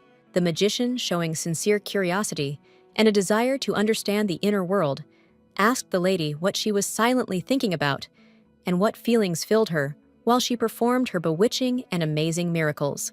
Senya answered honestly that in order to return the water to its place, she had to plunge into deep thoughts about how she could turn back time and correct the broken order. After that, the man gave the order that she concentrate on thinking about how to properly freeze the liquid without removing her finger from the process. Suddenly, the contents of the glass froze, and the magic manifested itself in full, filling the room with a mysterious glow and magical cold that enveloped everything around. Surprised that the heroine had the ability to perform magic so easily and masterfully, the magician inquired with interest about her origin and immediately ordered her to follow him. Senya was shocked by how quickly the man's opinion changed. He now demanded that the student focus exclusively on learning magic, abandoning the use of a sword. A majestic ivory tower appeared on the horizon. Its smooth and shiny surface shimmered in the rays of the setting sun, giving the whole landscape a mysterious and bewitching charm. Entering the building, the magician explained that this place was intended exclusively for the most authoritative wizards, those who had reached the highest heights of skill and had unquestioned respect among their colleagues. The guy gave his new student a clear order to focus on the inner feeling of energy and then reproduce the same trick with water to demonstrate control over the elements. Her task was to carefully take a vase of magical liquid and gently dip her finger into it to demonstrate her mastery of magic, confidently displaying her magical abilities. Obeying the wizard's instructions, Senya carefully dipped her finger into the vase of the mysterious liquid, as instructed, feeling the magic mysteriously awaken in her skin. A bright light suddenly flashed from under the hand, which enveloped everything around in a soft and mysterious glow, filling the air with a magical atmosphere and creating a feeling of incredible miracle. All the contents became as golden as the sun's rays, shimmering at dawn, giving everything around a noble shine and magical charm. Mysterious letters began to appear on the surface, like hidden messages, which gradually emerged, adding a mysterious and mystical character to the entire surrounding space. Ancient symbols began to wrap around the girl's hand, like living ribbons writhing across her skin and creating the feeling of an ancient magical ritual sign. The wizard was completely shocked by the power and strength of his mistress and student, unable to believe the greatness of their magical abilities, which manifested themselves in all their unexpected and stunning fullness. Memories of a conversation with the Duke, who predicted the imminent end of the world, warning of an impending threat and inevitable disaster, surfaced in my memory. The magician remembered the prophecy about the appearance of a golden warrior who was supposed to save the entire earth from the impending darkness. Inspired by this realization, he began to whisper a spell, hoping for a miracle. Senya felt a pleasant warmth that gently enveloped her, giving her a feeling of comfort and security, like the gentle embrace of the summer sun warming her from the inside. The man thought about who his companion was calling her a polymorphic dragon, and soon an aura of light began to appear over him.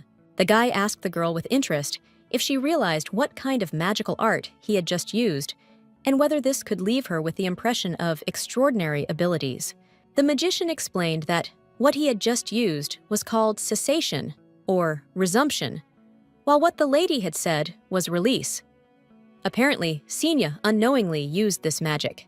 The lady asked to explain what exactly the wizard meant when he mentioned various spells and what meanings they had in the context of the magic he was talking about.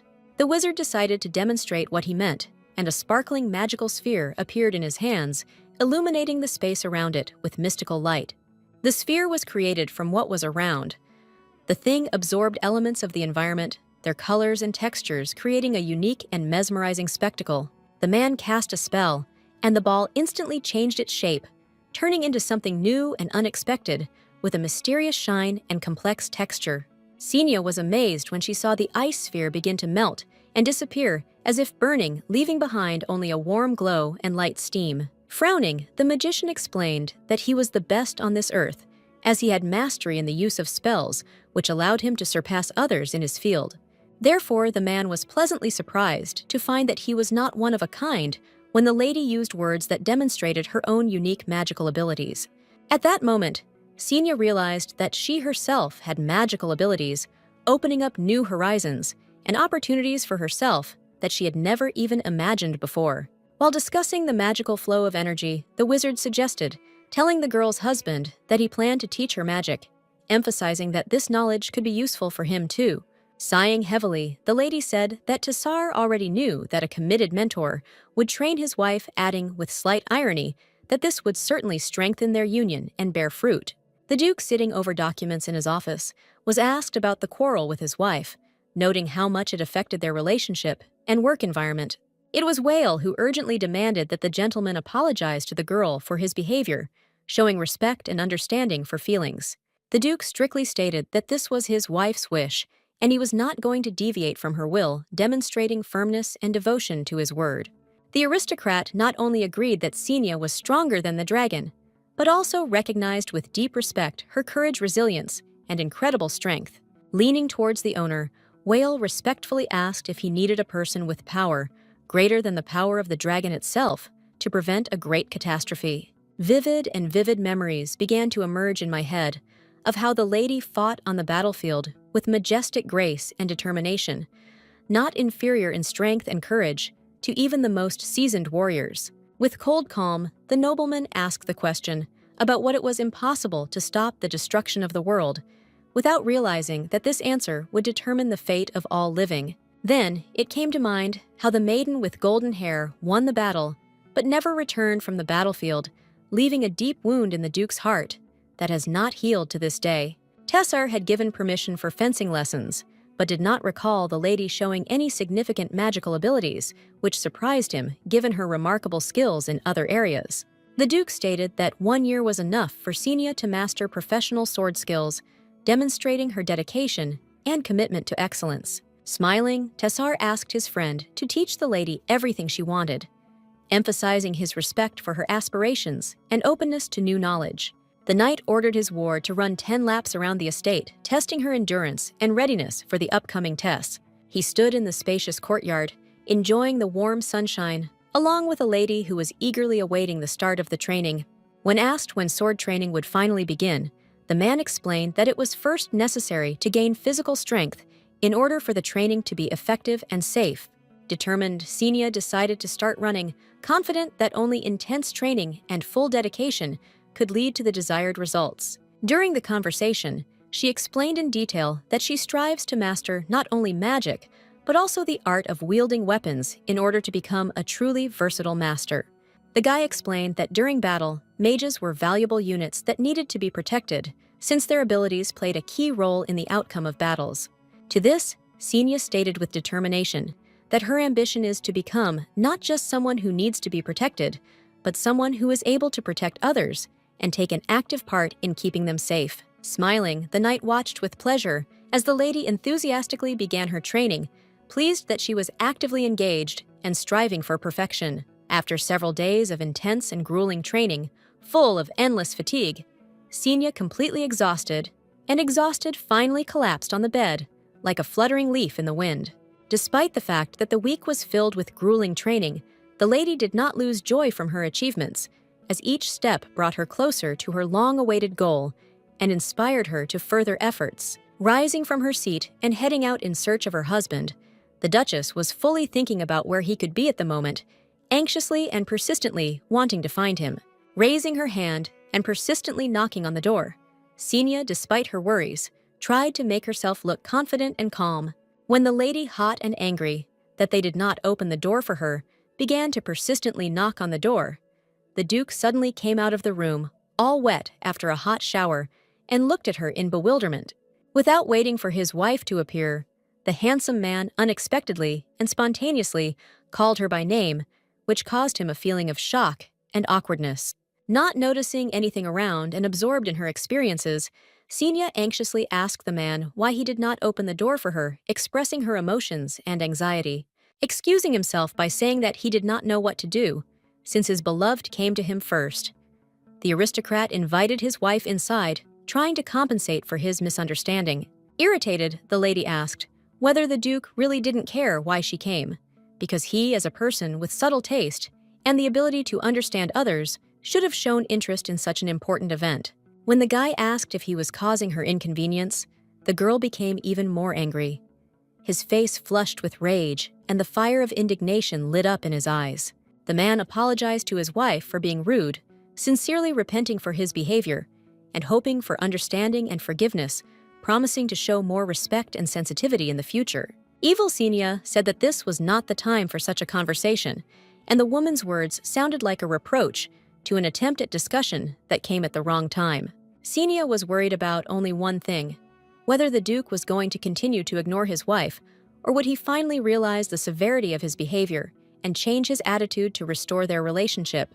Looking down, the aristocrat admitted that he was thinking that he was interfering with the lady, and that she probably did not want to see her husband, which made him feel guilty for his interference. The beauty lowered her head, trying to understand the reason for such strange behavior of the aristocrat, who seemed to violate all generally accepted norms and expectations, creating an intriguing atmosphere of uncertainty. The hand on which the ring glittered slowly fell onto a stronger and more reliable palm, feeling a strong and confident touch. Finally, the lady asked if it bothered the man that Senia wanted to learn how to use weapons and magic, and how this might affect his attitude towards her. Tassar replied that his concern was that over time, his wife might become disillusioned with her strength, a revelation that surprised his interlocutor.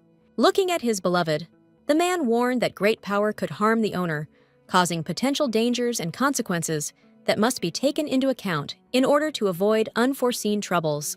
Taking the lady by the hand, he asked her that at least in this life, she should not think about battles and not torment her heart, but concentrate on taking care of herself and her own well-being. Looking into the blue eyes, the aristocrat asked why the lady always tried so desperately to protect others despite her own difficulties and risks. Senia opened her eyes in surprise, unable to comprehend what exactly her dear husband was talking about, looking for a meaning in his words that eluded her understanding. Tassar said that the happiness of spouses should not depend on the opinions and actions of the people around them, but should come from inner understanding and respect for each other. The strong palm was in no hurry to let go of the fragile wrist, as if trying to maintain gentle contact and protect from any possible harm. Finally, the Duke admitted that he was deeply afraid that the maiden, having gained power, might leave and disappear from their lives forever, leaving the aristocrats alone and depriving them of the reason for their existence. Suddenly, two hands quickly and forcefully slapped the guy's cheeks, causing him a shocking feeling of surprise and slight discomfort. Senia, with gentle insistence, asked her husband to pull himself together so that he could calmly and consciously approach the solution to current difficulties without allowing emotions to take over him completely. While the nobleman, overwhelmed with guilt for accidentally causing pain to his beloved, worried about his actions, the lady, with a slight note of fear in her voice, asked him to look into her eyes. The lady solemnly swore that she would not leave her beloved, but on the contrary, would become stronger in order to gain enough strength to protect and support in any trials. Tassar blushed embarrassedly, his face turning a deep shade of pink as he felt awkward and unsure of how to properly react to the situation. After the lady, who had blushed a deep shade of red, collected her thoughts, she asked hopefully if they were ready to remain friends or move on to something more. When asked to clarify what exactly she meant, Senia explained that she wanted to start their relationship as a friendship, but did not intend to end it only at this stage. Having asked for forgiveness for her temper, the lady, with a sincere pleading look, asked her husband to no longer avoid or ignore her, hoping for the restoration of their relationship and open dialogue. The girl opened her arms in an inviting gesture and said that in honor of reconciliation, it would be appropriate to hug in order to express her sincere readiness to restore mutual understanding. Without thinking for a long time, The Duke tenderly touched his beloved, tenderly and reverently, as if trying to convey all his love and support at this good moment. Emotions sparkled between the pair of lovers, like magical sparks, conveying their deep attraction and mutual attraction.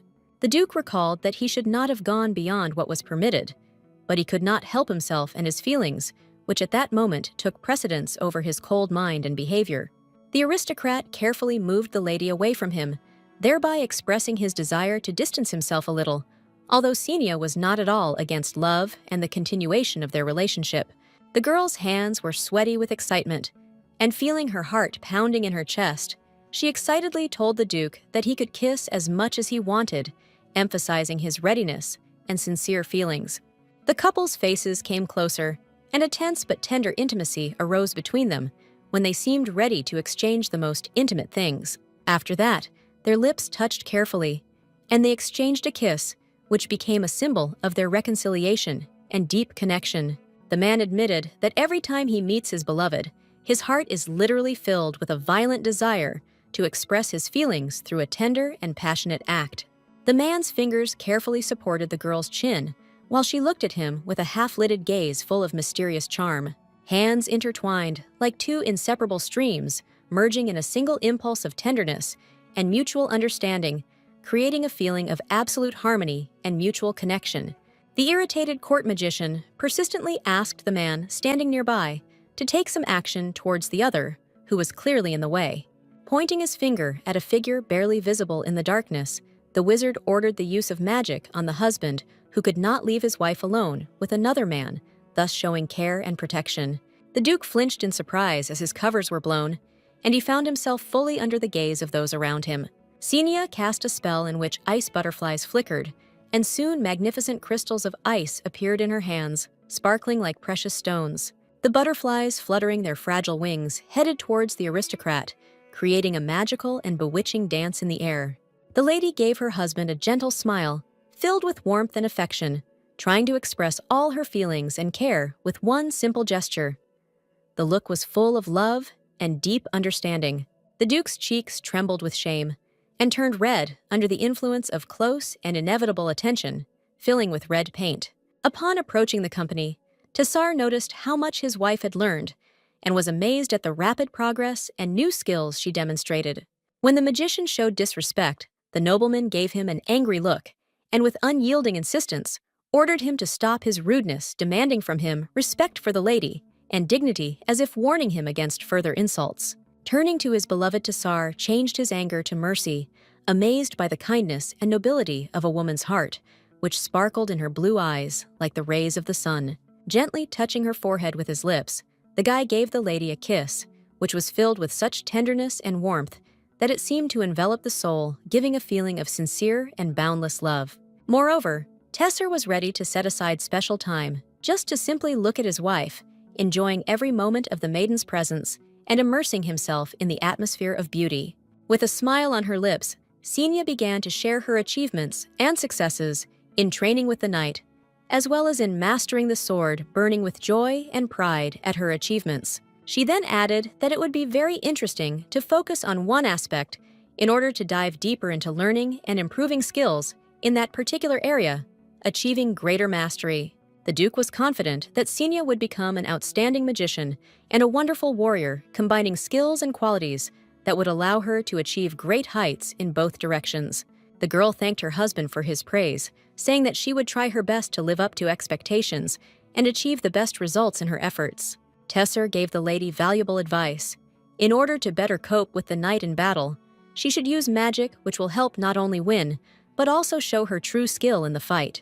Previously, Xenia had not even thought about using spells in battle, believing that magic would not be useful in such brutal and intense fights, where it seemed that simply physical strength and skill with weapons were more important.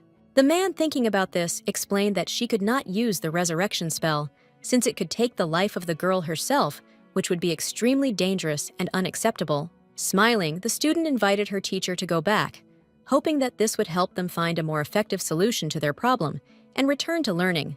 In his past life, Tassar wore a servant's outfit and refused to participate in battle, claiming that he was poor with a sword and was unable to fight honorably. Looking at the tired guys, he asked the strong lady if she had finished her workout, wondering how tired she was and whether she was ready to continue training. Tassar was amazed by the Empress's offer to train a courtier to wield a sword and did not know how to respond to this unexpected and significant proposal. He sought to gain the favor of the ruler, therefore, despite his doubts, he agreed to accept the offer, seeing this as a chance to strengthen his position and earn her trust.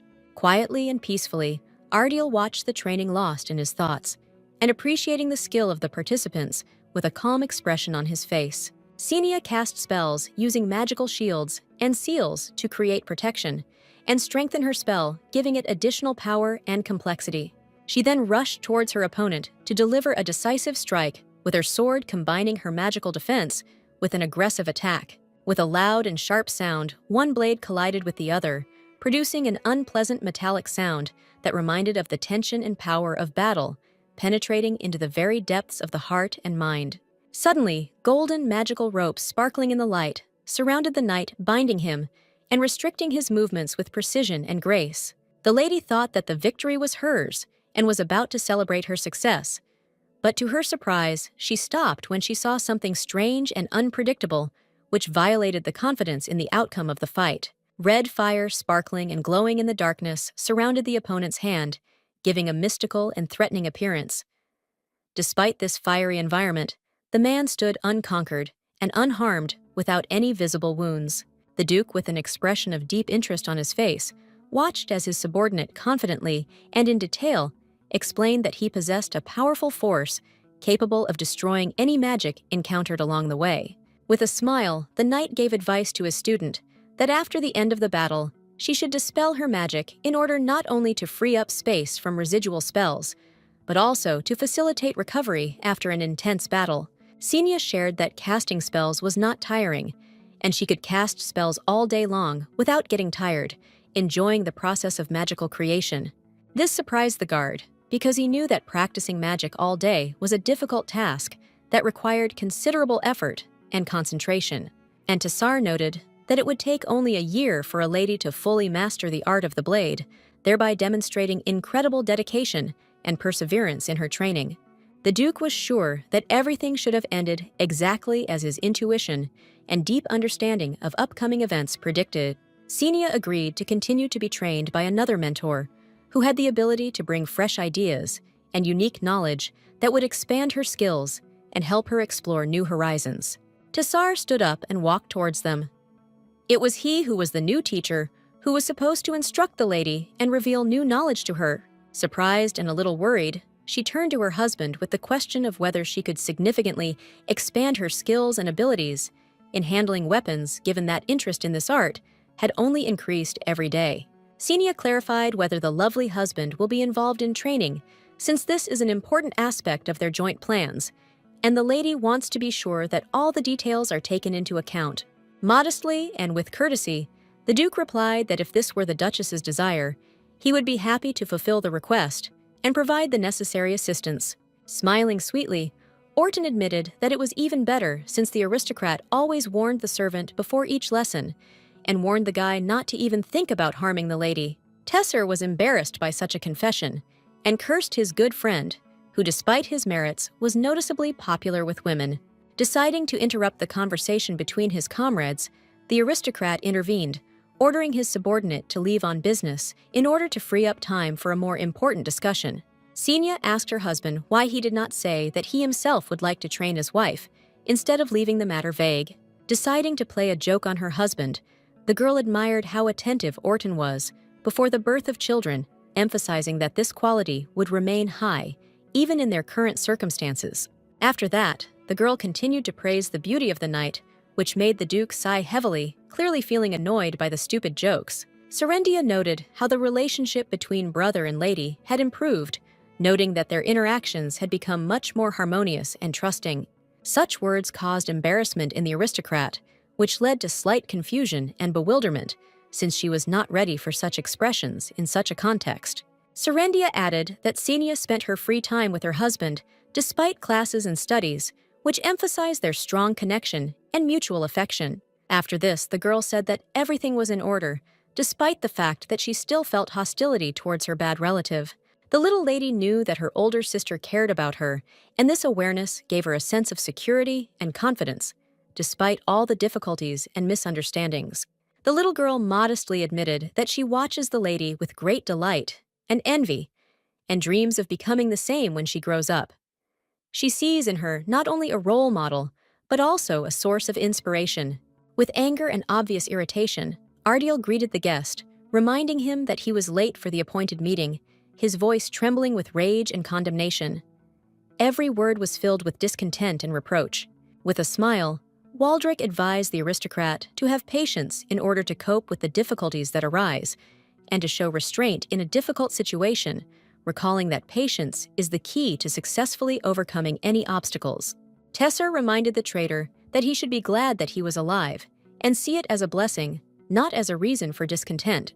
With an empty and thoughtful look, Waldrick said that the sea was unhappy.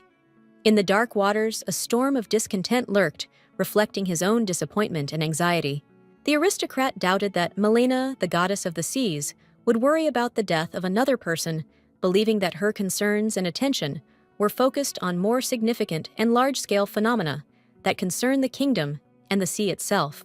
With a smile on his lips, the man declared that he was the son of a goddess, saying this with a slight amount of pride and confidence, as if this title gave him special significance and distinguished him from others. After this, he explained to the Duke that for the Water Queen, it was just ordinary entertainment, not worthy of special attention or excitement. Not wanting to beat around the bush, Tessar decided to immediately begin the main topic of conversation, so as not to waste time on unnecessary preludes and focus on the essence of the issue. With a smile, the head of the Union recalled the words of his ancestors, that the aristocrat closed his eyes before the gods, as if refusing to see and acknowledge their influence and significance in his life. In his hand was a bottle with a blue liquid, inside of which thin bubbles shimmered, creating the illusion of living light and mystery.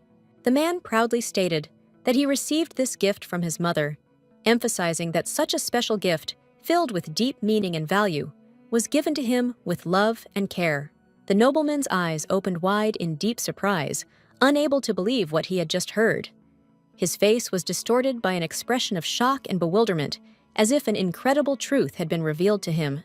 The bottle was of particular value, because being under the patronage of the goddess of the seas, it allowed its owner to hide from the gaze of other gods, providing a rare opportunity to remain unnoticed. Serendia expressed her request to go to the academy to study, speaking with hope and excitement about her aspirations and desire to acquire new knowledge in this prestigious place. 3 people sat at the table, Senia, as well as her family, consisting of a brother and sister. Each of them was immersed in their own thoughts, but there was a close connection and support between them. The girl dreamed of possessing a magic sword and finding out if she had the ability to do magic, which greatly surprised the lady with red hair, who did not expect such bold and unusual desires from her. The little girl objected to her brother's words about the need to study in the current lands because she wanted to go to the capital to study there and make her dreams come true. Serendia loudly declared that since she stayed with her brother, she would now bother him. He now had no right to peace. After this, the little girl added, with a mischievous smile, that she would take the Duke's wife with her if he treated her badly, hinting that she would not tolerate injustice and was ready to protect those who were dear to her. This statement surprised the aristocrat, causing him to freeze for a moment, realizing that even a little girl is capable of showing courage and determination in such an unexpected situation. The hand extended forward, holding out the bottle, and its owner promised to hide his interlocutor for a whole month before other people had time to find the maiden he had promised. Waldrick explained to the Duke that those people, no matter what, will find the one who is able to stop the impending catastrophe using any possible ways and means to do this. When asked what to do with the bottle in the man's hand, another interlocutor replied that he should drink the contents to find out what it is and what consequences it can cause. Waldrick himself benefited from the aristocrat's help, but only after he had fulfilled his promise that the flask would have the necessary effect and contribute to solving the problem at hand. Tessar persistently asked what exactly the merchant's god wanted, insisting on receiving a clear answer in order to understand what requirements or wishes might influence further actions and decisions. The man conveyed the words of his mother that the time had come for the last flower to bloom, hinting at the approach of an important moment when something significant and long-awaited should be given the opportunity to complete. Holding a bottle in his hand, Tassar thought about how the course of events had changed and that the palace might soon learn about his wife's abilities, which would affect their future plans and relationships. Wanting to delay the onset of difficult times, the nobleman drank the liquid in one gulp without hesitation or doubt, hoping that this action would change the current situation and provide him with the necessary advantage. Dutifully, Ardiel agreed to let Serendia go where she wanted, recognizing the desire and willingness to support her aspirations, despite possible difficulties or contradictions. The nobleman told his younger sister that her salvation was not due to the fact that she was helpless and had nothing to do with what happened, emphasizing that the baby's situation did not affect the course of events. Tassar added that what happened at the behest of their mother, who wished that everything would turn out this way, regardless of the circumstances. Serendia asked her brother to tell her everything, even if it was painful, without hiding the truth, and without avoiding sensitive moments because she wanted to know everything to the end. Xenia reassured her husband, who doubted his decision to tell his sister the truth. The lady assured him that honesty and openness were important, and that such a decision, although difficult, would strengthen their relationship. After the guy's words, the little girl was outraged that he lied all the time, despite the fact that he followed their mother's instructions. This only increased frustration and dissatisfaction. Large tears flowed down the girl's cheeks, as if she could not contain her grief and disappointment. And each dripping was evidence of deep emotions and suffering. Wiping the moisture from her eyes, the little lady called her brother a fool, her voice trembling with resentment and disappointment. Every word was permeated with pain and dissatisfaction. Smiling sweetly, Xenia tried to cheer her husband up, saying that she had similar relationships with her younger brothers and sisters, and assuring him that things weren't all bad with the Duke's family. But in the distant past, Serendia, with a bright smile in her cute dress, ran towards her brother. Her joyful face beamed with happiness as the little girl yearned to spend time with her loved one. The lady recalled that Ardiel himself sometimes said that only his beloved was enough for him, emphasizing how much he valued his wife. The guy listened carefully to his wife's words, that it is normal to have, in addition to a loved one, other loved ones who also need to be taken care of. His face expressed deep understanding and reflection. Therefore, according to the lady, it would be wonderful if the aristocrat had even more dear people who could enrich his life with new colors and support expanding his circle of friends. Tassar thought differently, gently hugging his beautiful lover to him. It would be ideal for him if the maiden thought only of him and treasured him exclusively. Whispering softly, he admitted that he truly loved only his wife. The words were full of tenderness and devotion, as if every sound was imbued with deep feelings. Smiling, the lady remarked that it would be nice to have different reasons for living, as this could add depth and richness to everyday existence. Cupping her husband's face with gentle hands and looking into his eyes with excitement, the lady admitted that she had an important and long-held message in her heart that she wanted to convey to him. Xenia said she was happy to be with and follow the Duke to feel supported and loved, which filled her life with joy and meaning. Their faces became closer and closer, and deep inside, Tassar burned with the desire to become the only and most important person for his beloved. Together, they merged in a kiss that was full of passion and mutual affection. Their lips fused together, creating a moment filled with deep emotions and sensuality. The girl with the sword used a rainbow spell that combined acceleration and amplification, imbuing the movement with incredible speed and power. The Duke, standing with the blade in his hands, did not notice how the enemy disappeared in a bright flash of light, leaving him bewildered and confused by the sudden and mystical disappearance. The couple's swords collided with a deafening crack, creating a sound wave that shook the air and filled the space with intense energy. They were watched all this time by the aristocrat's subjects, watching every movement with admiration and anxiety, as if the events unfolding before their eyes could change their destinies. The lady stepped back, and dust remained on the ground, which rose in the clouds from her movement as evidence that she had taken a step back, leaving traces of her presence. Magic lights appeared next to her, flickering and pulsating, which the lady created to amaze her opponent with her power and magic. Tesser readied his blade, preparing to parry the attack. His decisive movement and focused gaze indicated that the guy was completely committed to defense and counterattack, relying on skill and strength. There was a loud explosion, and thick smoke filled the space as the two forces collided, creating a blinding light and deafening noise that shook the entire area. Xenia was glad that her attack was a success, filled with a sense of satisfaction and pride in her successful strategy, which brought results and strengthened her confidence in her own abilities. However, the husband stood as if nothing had happened, calm and calm despite the destructive force of the attack and the explosion that occurred around them. It was amazing for the girl to realize that she had forced her husband to use her aura and magic. This realization filled me with pride and surprise. Joyfully, Xenia stated that she had achieved her goal for the day, expressing satisfaction that the efforts and plans had been successfully implemented. The husband, with a warm smile and pride, gave his wife a sincere compliment, emphasizing that the lady had become much stronger and would soon be able to surpass him. The man carefully covered the girl's shoulders, noticing that she was trembling from the cold, and tried to warm her, showing his tenderness and attention to comfort at this moment. The indignant court magician, with obvious dissatisfaction, told this cute couple to go somewhere else to coo clearly, not wanting to observe their manifestations of feelings in the current situation.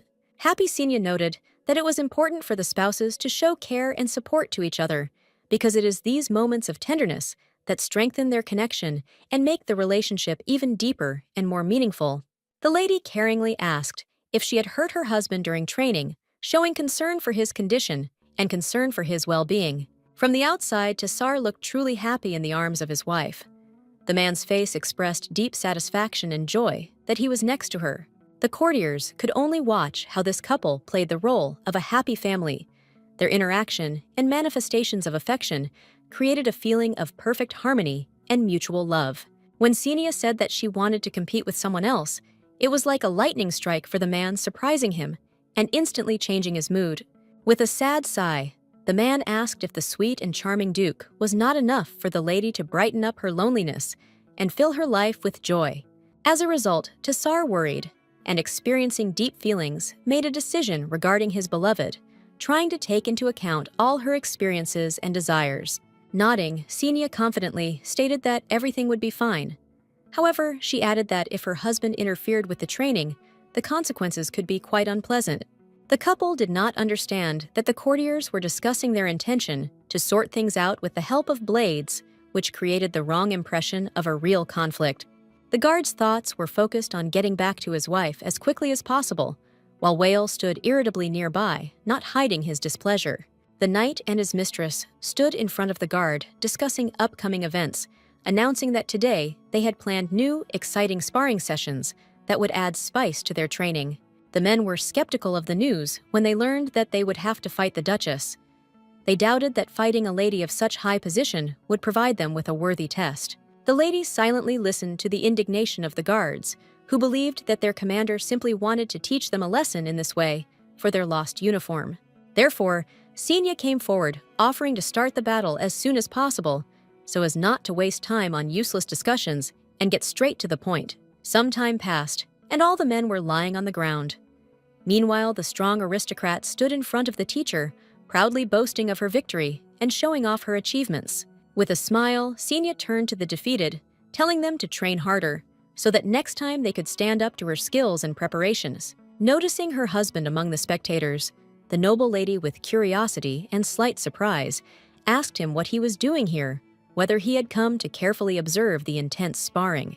The guy admitted that he was afraid how his wife would be tortured during training. To this, Xenia replied with a smile that she coped with everything herself and did not need help. The guards became wary at the mention of the words about possible beheading uttered by the gentleman.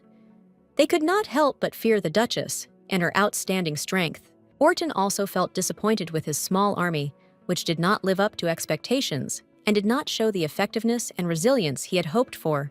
The Duke asked if his beloved liked to attend performances, and she, with a smile and a warm look, replied that despite this, she would much rather spend the evening on a date. While the girl was worried about putting on her training uniform, Tassar reassured her by telling her that she could wear anything and it wouldn't interfere with her success. Local commoners looked back with curiosity at the strange pair of aristocrats. Their attention was attracted by the unusual and extravagant manner of behavior. Smiling sweetly, the man offered to choose a new dress for his beloved, allowing her not to worry about the choice and leaving this pleasant activity at her own discretion. Senia gave her permission, asking